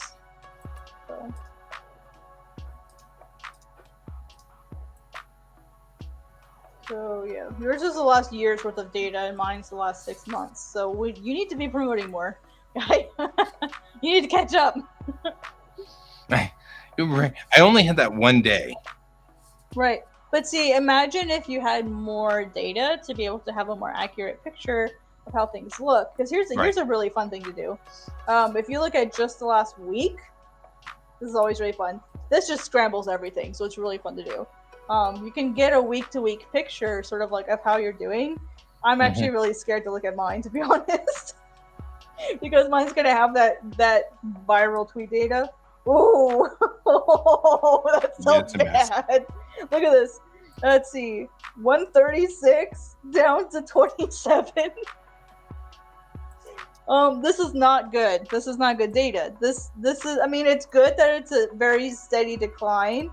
And see, look, here it levels out at about 20 pages every time. It's taking too long for my readers to commit. Not good. Not good. But see, also, if this was the only data that I had, and let's say I had a normal manga length, like let's just say like I just cut off the last of it, it would end at 43 from 136, which is not that awful. It's not 20%. It's not 25%. It's not even 20%. So it's not good data. Wait. Yeah, it is. Brain can't math. It's almost 50%. Or 30%. So yeah, I'd fall right in average if I only had like an average length. like chapter. So like if I cut off the extra stuff, I'd be fine. Same thing here. If this was its own release and the data would be roughly the same, I'd have a pretty frickin' awesome second release. Right. So like that's why it's important to always kind of think about like how your stuff is performing and how could the length of your series affect it. Because here's something that's really funny. Look at my second release. Let me go to the last month so it's more accurate. Look at my second release. It's only 7 pages and it's got a much, much, much better retention. Mm-hmm. So whenever you have releases in hi Ari, whenever you have like releases and stuff and you're looking at your analytics, you always have to you like never assume, oh, that means my stuff is bad because something doesn't look good. Like always get the numbers, especially when you're looking at something like this. Like this looks really scary. Figure out what the numbers are. Hey Ari. See what your analytics were. Kablooey, you got one person from Kablooey Comics. I don't know who that person is. Nope. Kablooey Comics is a little like forum for comic artists. Mm-hmm. You bring people. Hi, people. But yeah, so you know, Hi, kind of like Ari. looking Are we being like raided? oh, nice raids. Like sort of looking at this, like you're stable. You have a really good time when that commitment period has. So like in general, unless you like, I don't really see any like higher unusual drop off periods. Maybe here between 4 and 5, a little bit higher than normal, but it's also before your commitment time, so I wouldn't worry about it. Right. That makes sense. Raiders, welcome to the stream. This is Quasar Art Collective. I am Kayan. Over here is Guy. Over here is Guy. I do Armageddon Divinity. That is my comic. Put Cayenne up. Oh yeah, we should. Guy does Bellatrix Rising. And Kat does God's Bane and also works with Global Comics and is currently teaching us how to use Global Comics and exactly what we're doing wrong. More like what? Just not wrong. Just like how can we optimize? Optimizing. We want positive spins. And I'm into optimizing. I just sometimes I'm not sure. You also do things like this, Can, over on Twitch. Uh-oh. We'll have to get the bot to stop being so cranky. Calm down, Nightbot. Right. Naughty. Don't be such a spaz. You're not my real dad. You can't tell me what to do. Right. Alfie. Hey, Alfie. It's all right, Alfie. Don't worry about it. We're having a special stream because we don't usually stream on your Saturday mornings.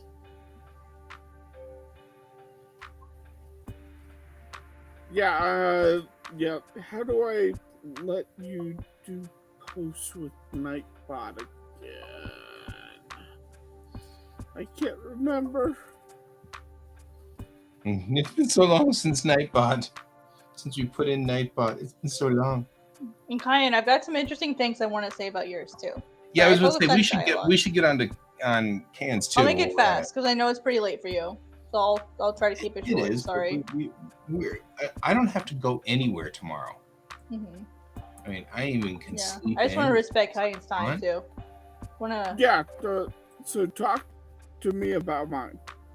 Yeah, go ahead and throw me up there, and I'll be happy to do so. I'll switch you to the main. Yeah, let me zoom in a little bit so it's a little bit easier to see you. All right, so you also are doing very well overall. So remember, this first page is always going to have a high drop-off because it's usually cover or exterior and then interior. So what page is your first interior? That would be technically page 3. Okay, so then that's where we want to start. You have a pretty high drop-off here. It's a little bit more than half. That's a little high But I think if you started sharing to either your second page, because possible spreads, or the third page here, I think that would help you a lot. Okay. To like really help that. But here's the thing: if we start here at 23, and we only count your interior just to see how your interiors are performing once people reach this point. When you look at just your interiors, if you go from 23 down to the last page, that's 6. That's a 25% retention rate. Congratulations, you are also performing right where you should be. Interesting. Nice. Mm-hmm. So this looks really scary because you see, oh my god, it's so low. But that's why I tell people only look at your interiors. Because you want to know how your interior data is performing. Page 8 actually goes up and then comes down. Yep, that would be someone going back to that page, or it could be that that's where they left off, and when they came, let's say they left to go do something, and then they came back.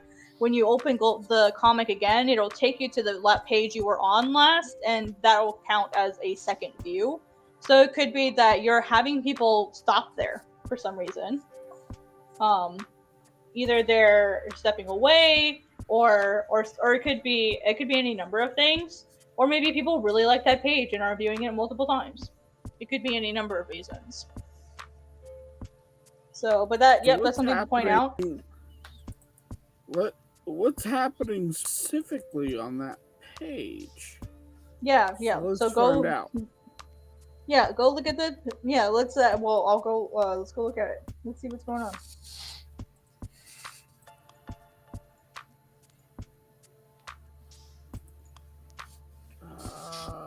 Pictures. Comics. Rig.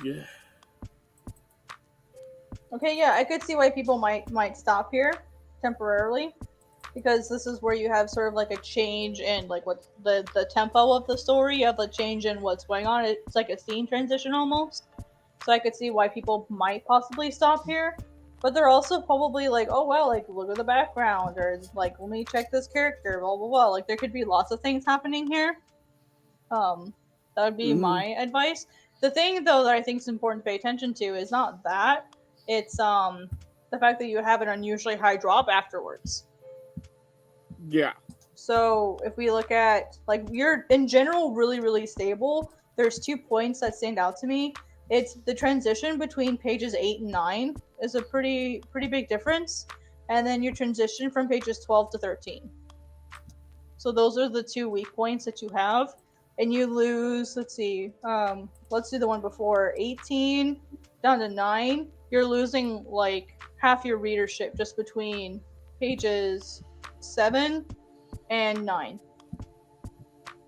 Like you lose half the people there.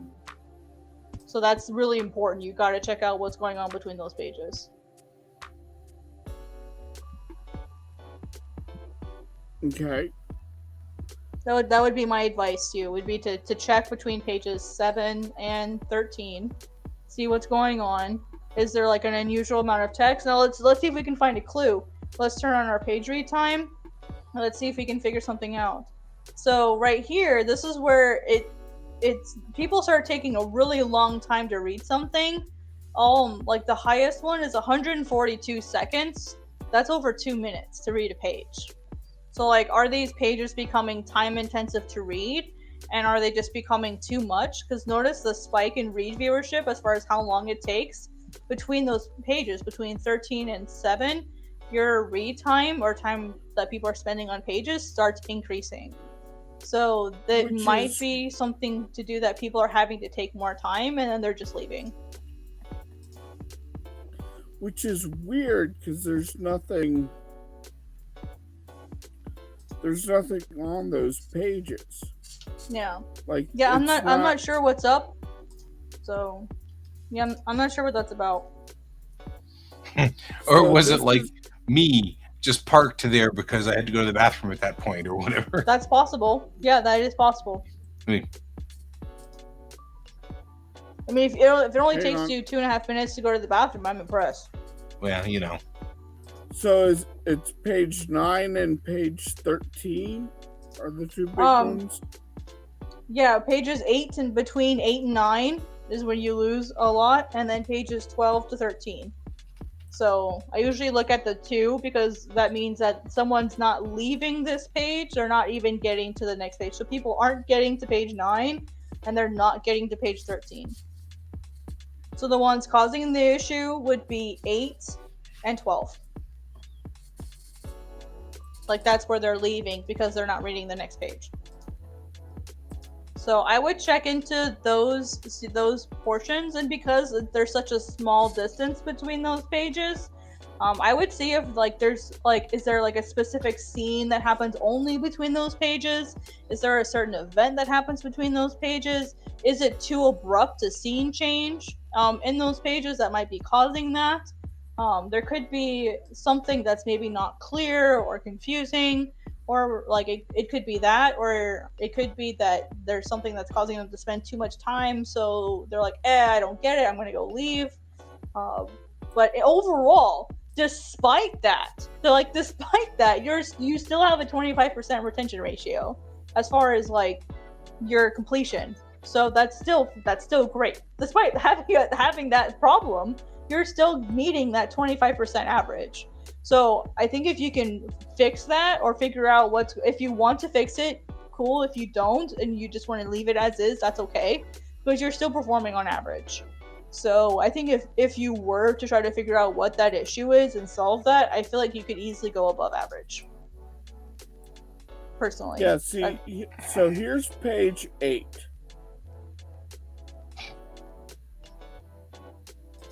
And then here's page 9.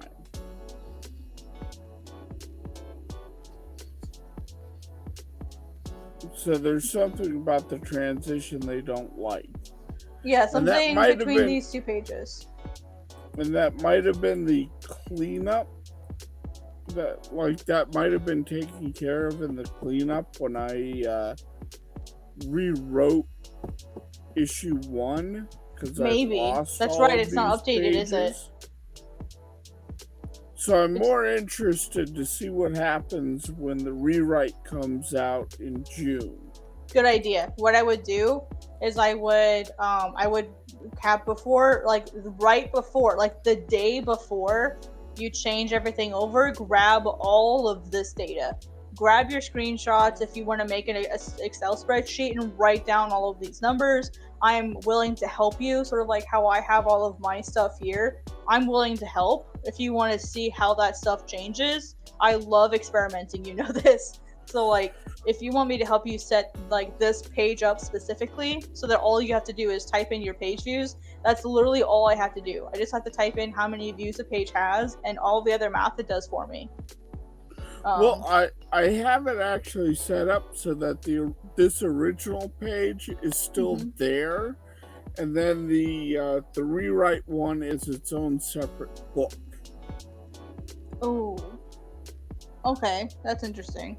Oh, like a sort of like a pilot and then like a remastered version. Yeah. Okay, I see that. Yeah, I left the Godsbane pilot up, the original version that I did in 2021, I think. I left that up just so for prosperity's sake, so that people can see how things have grown. So that's totally fair. I would still capture that data because you're gonna wanna know what you had before, just so that you have it, just in case. And then you can start tracking its performance, because doing this will teach you how to track that data so that you'll know how is this actually performing better. If you're not a data guy, that's okay, but that would be my recommendation.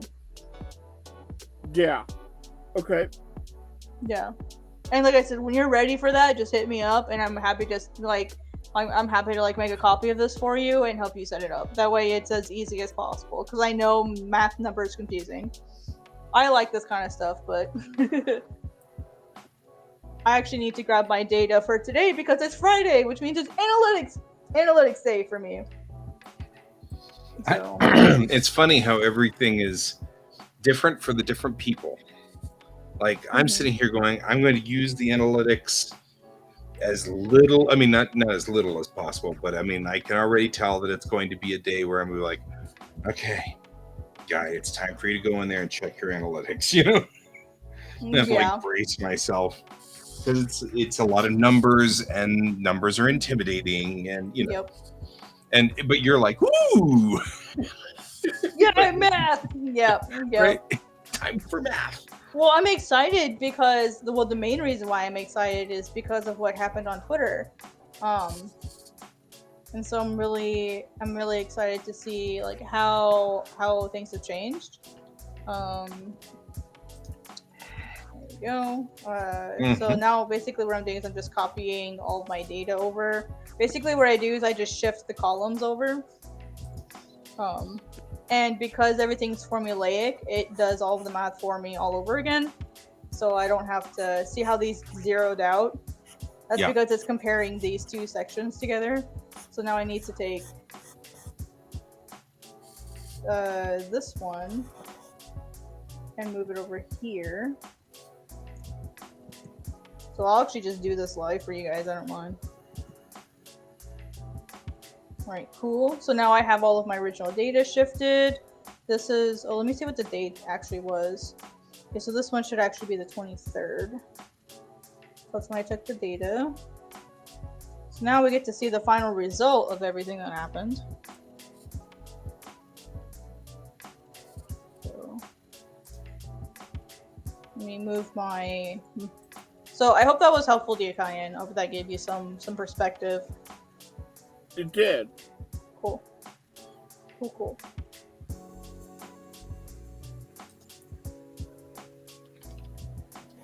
Alright, I'll move this over here so I can type in all my new numbers.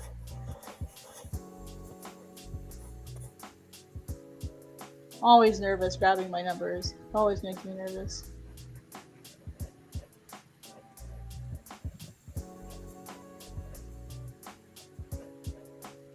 It's not glamorous, it's not fun, it's not exciting. Well, I mean, it's exciting for me because I'm a nerd, but...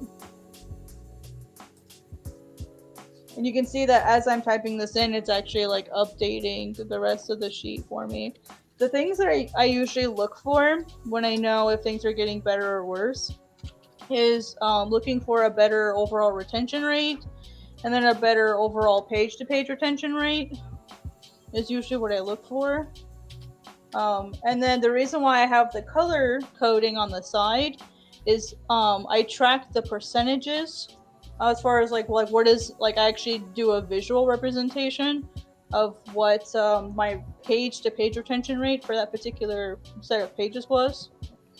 So I can actually see where the weak spots are without having to like just look at the numbers. I can look at colors and it'll tell me like where my weakness is. That's how I could find my weak pages so fast. It's because I color code it.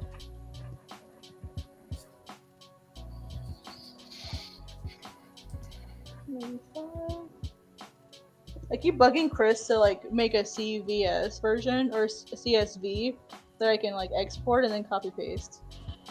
That's like my next goal for the Global Comics Analytics. Just to get an exportable like Excel spreadsheet or something. That would definitely make this easier. Especially like on publisher side. So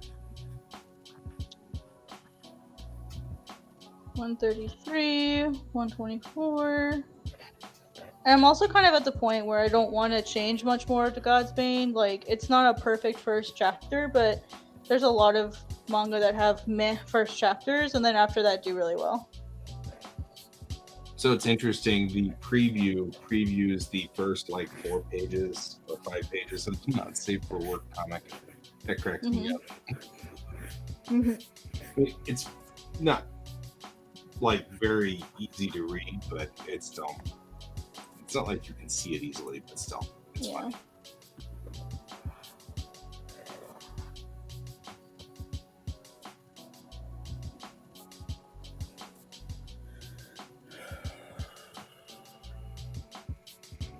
$94, $92. Sorry, this is the boring part. So now my comic looks much more like the rest of the comics that are up here, which is great. Nice, nice.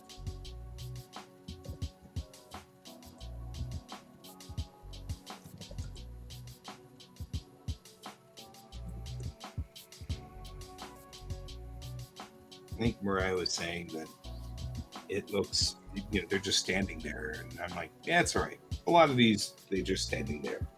I'm noticing on the covers.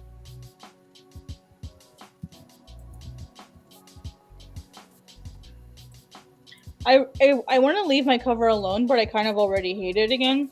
Yep. I didn't have a cover for the entire comic. I had a picture I threw up there willy-nilly just because I was like, well, I gotta put something in here. Yep. And so I stuck that in there, and then I realized that whenever you search for my comic, it's coming up with this willy-nilly picture that I just threw up there, which wasn't a bad picture. It just wasn't a cover. Mm-hmm. And when you look at the way everything else is displayed here, it looks like a comic store. Mm-hmm. And it looks like you're looking at the shelves with all the comics on it. And I'm like, oh, I really should put. See, Alfie. I think it's funny that I became a pick and mecha. I mean, I've got mecha, and so it makes sense. But still, it's like, it's funny that I came up with a pick and mecha. I guess there just isn't a lot in mecha, so a little easier to become high up. See you later, Alfie. A little easier for me to be part of the pick. Yeah. Well, your stuff has been overall doing really well, so. I appreciate that. I have no earthly idea what the hell I'm doing, so it's all good. No, me neither. Honestly, I don't know why my stuff is rated so high, because like I lose so many people right away, and I'm like performing kind of average, so I don't know what's up with that, but I'm not gonna complain. Yeah, I'll take it. All right, so green is 95 and above. Let's see.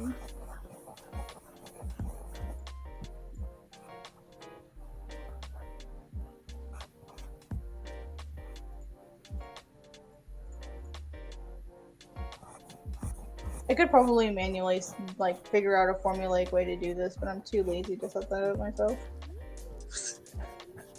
I could probably do it, but I know who could teach me how to do it. Heck, Alfie, I found a comic in here called Alfie's Tale.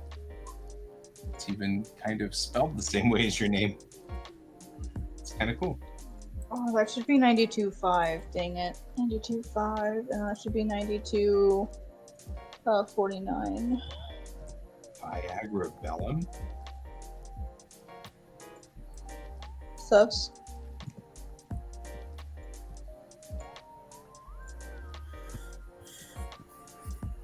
Oh, look, 92.4. Damn it. I hate when I have something right on the edge. Right there.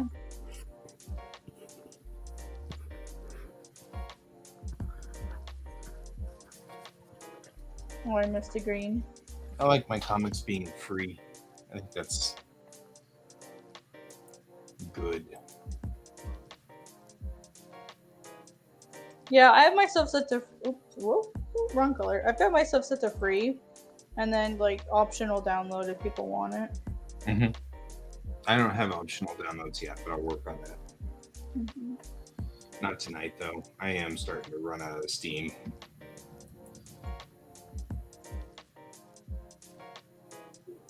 Oh, nice. I'm actually really okay. I'm pretty happy with how this week turned out. Same weak spots are always in the same spot. So I've got a higher dip here on page 6, which is where I transition to like the present time from the future. Mm-hmm. So I already know that that's a weak spot, and it's consistently a weak spot. But the good news is, check this out. It's overall like 88.8, 89.94. 89.9. It's rising, so that's good. Mm-hmm. Like overall it's performing better, so that's great. Maybe I can finally get it out of the white next week. And then here's something that's kind of nice. Here we had sort of some oranges, and down here not bueno.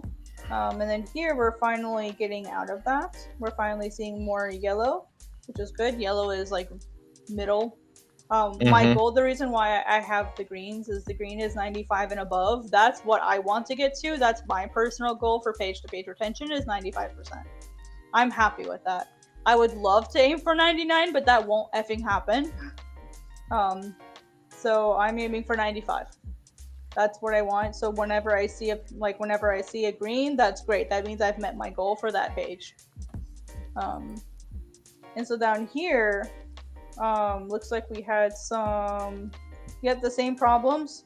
Like it's almost mirror for mirror, like almost perfect copies for these. They didn't really change that much. And then down here, here's something that's really funny about my data. And I've not identified why this is just yet. It goes up at the end. I have no idea why it's doing that. I have not. It goes up dramatically for 2 pages. That's really weird. Yeah, like it starts at 68 and it ends at 89. So I don't know. Like I have a few pages of like bonus art at the end, but generally it's not like. Yeah, so like my last 3 pages are just art, but the increase starts on page 45, which is here. So it's on this page here. So it's near the end. Like this is where that starts. I've not figured out why starting here everything goes up. Maybe it's people coming back to look at it to like get caught up before reading episode 2. That's the only thing that I can think of. Yeah, and then I have like bonus art and stuff. So like I could see it happening on these pages, but like not the ones before it. You know what I mean? So really weird. And I didn't notice that until I actually started like tracking this data and like consistently, like my like really super commitment period is right about here, which is page 20. That's not where I want it. It's kind of frustrating, but that's not where, I mean, I'll take it. If I were, again, if I were looking at only like a normal chapter length, I'd be doing great. So, and here, oh, it went down. It's been going, okay, so here's something that's important to point out. This column right here, this is my average page retention. So not only do I track the individual, I also track my average. So it's gone down 0.3 points, or 0.3% in the last 2 weeks. Oh no, I think it's just last week. Yeah, sorry, it's just the last week. What am I talking about? Just the last week. Like with all the attention that it got, it went down 0.3%, which isn't a lot. But here's why that's important. And I actually had to ask someone who's more professional than me why this is. They're saying that because you got more people than average looking at your content, there's a higher likelihood that the people that were looking at your content are not your intended audience, and thus you'd have more people that leave overall, because it's not a targeted marketing campaign, and so it's a more generalized audience. And whenever you have a more generalized audience that you're promoting to, you're likely going to have less retention and just less better results overall. So that's why it's really, really, really important that you try to find like that targeted marketing stuff, your target audience, and figure out who those people are and like specifically promote to them, because you want to figure out who those people are to give you the best odds at success. That's why when I was on Manga Plus, that's why 90% of my promotion was done via Twitter and Reddit, because I know how to target like my target audience on both of those platforms. I just didn't expect to go fucking viral with over 1 million views on Twitter. Right. So like I didn't expect that. And so honestly, I'm a little worried on how my Manga Plus data looks, because like that's a generalized audience. Now the good news is that was after my counting stopped, so I don't know if they're going to look at the whole thing, like all of the data. Are they only going to look at the data before the counter stopped? I don't know. So, and that's if I can stay in the top 10, and so far I am. I'm still 7th place, but like, and who knows? I'm hoping, because it's Memorial Day weekend for the United States, and most of the readers for Manga Plus, I'm assuming, are from the US. So like I'm hoping that it won't affect me at all. I'm hoping there won't be people submitting last minute, because if they submit now, they're not going to get the full 7 days. So we've hit that threshold where they're not going to get the full amount of time. So hopefully people won't be promoting or posting new stuff. Now, we had someone sweep in at the last minute and literally went from number 1 to number 2 or from the bottom to number 1 in 2 days.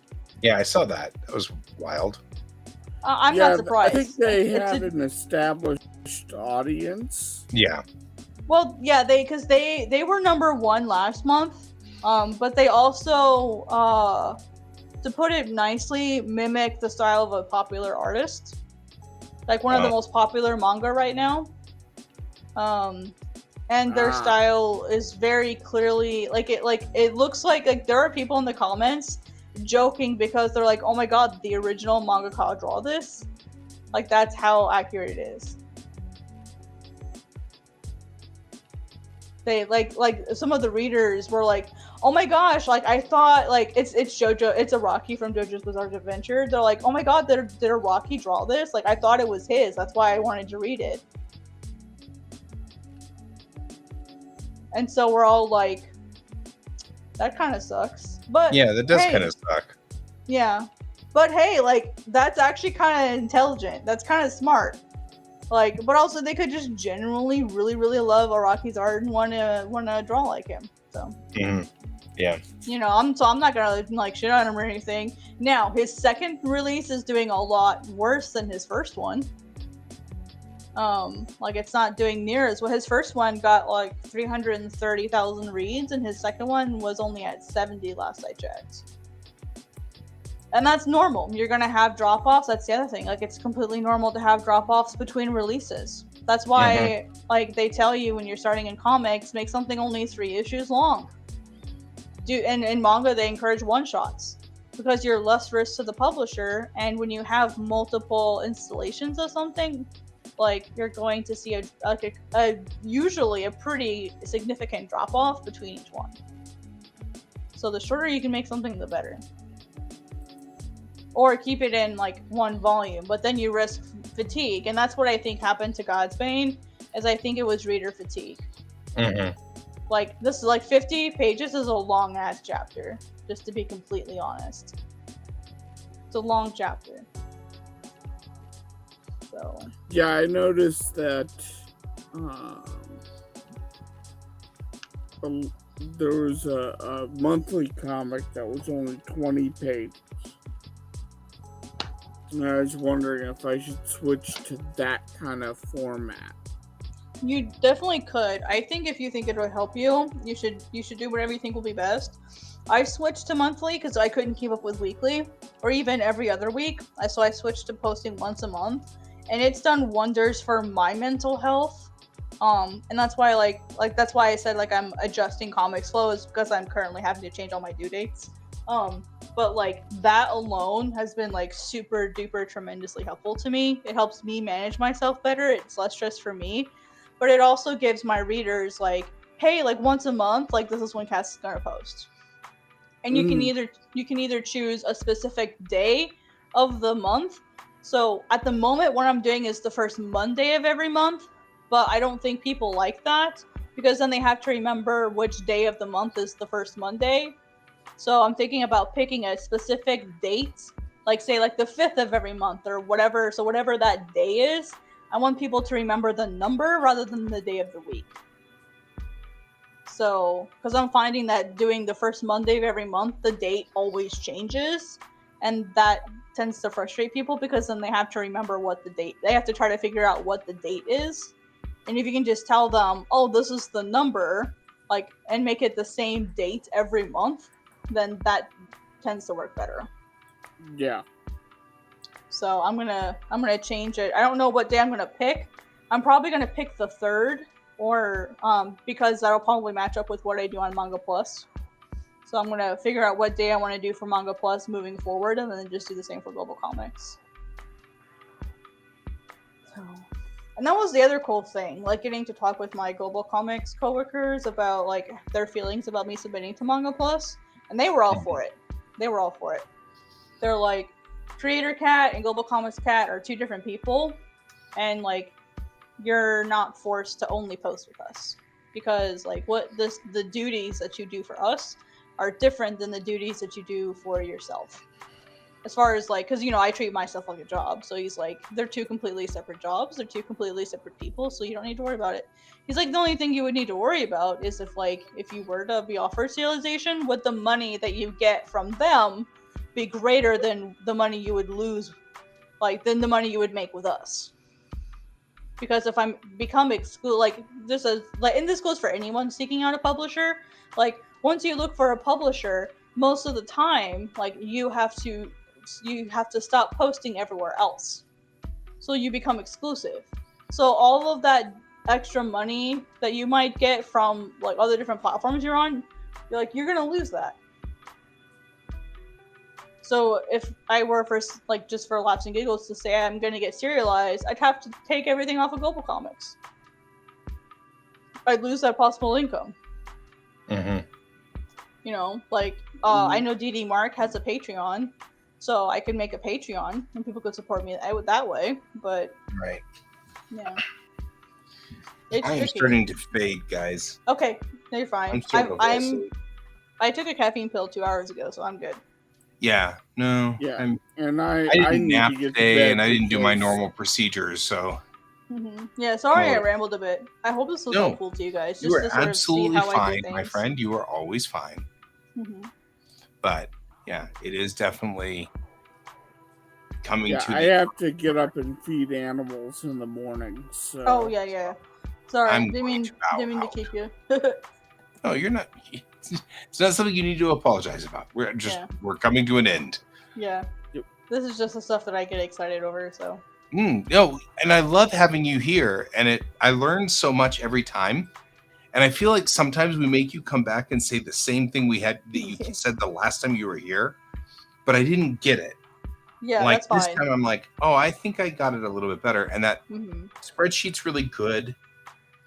And I am intimidated greatly by the idea of like checking my analytics and getting down to the details of why page 19 didn't work perfectly. And I'm like, ugh. And it's never clear either. Like it's never really clear on what exactly. The most you can do is have some suspicions, and then just keep an eye on it. Honestly. Sure. Well, I had sat down and asked myself, what do I want to do? Mm-hmm. What is my goal? Do I want to make money off of this? Do I want to, Mm-hmm. And really the truth is, at the core, all I really want is I got so much enjoyment out of Star Trek in all of my life that I want to create a series that someone else gets that same kind of enjoyment out of. You know what I mean? And that's really my end goal. And so, I mean, yes, I want to make money, because who doesn't want to make money? Right. Right. But yeah. I was just kind of like looking at it and going, that's really what I'm kind of after. It's just somebody who, just have that person out there who's like, well, okay, but in page 46, you said this, and that kind of detail like I do with Star Trek.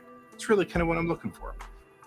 So I'm like, that's cool. How do I get to that stage? I'm going to have a whole lot more readers, So. Yeah. But that was something I had asked myself. And so I'm okay with, going through the analytics and fixing stuff like that and everything. But yeah, it is intimidating to me, though. It's definitely intimidating. I did change the cover out there on for my Bellatrix Rising now on Global Comics. The master cover has changed, which is good because it looks more like everybody else's stuff there now, which is excellent. Nice. So, all right. Okay, well, I'm going to head to the bed, and I will see you guys all later. I don't know if I'll broadcast tomorrow night or not. We don't have our D&D game, our normal D&D game, so we may not need, or we may not be doing anything. Might as well get to work, sort of thing. So I might be on tomorrow night. Yeah, let's let's tentatively plan for tomorrow night because, like, I'm working on covers and things like Yeah. that. So I'm trying to set up so that I can get everything done before I head to Oregon on Wednesday. So cool. Thanks, guys, for being here with us. Thanks for joining our show. And we will see you plausibly tomorrow night, but definitely Sunday night. Thanks for joining us, Kat, and thanks for being so helpful and patient with us. Yep, anytime. We'll talk to you all later. Keep your eyes on the stars. Good night. bye. Bye.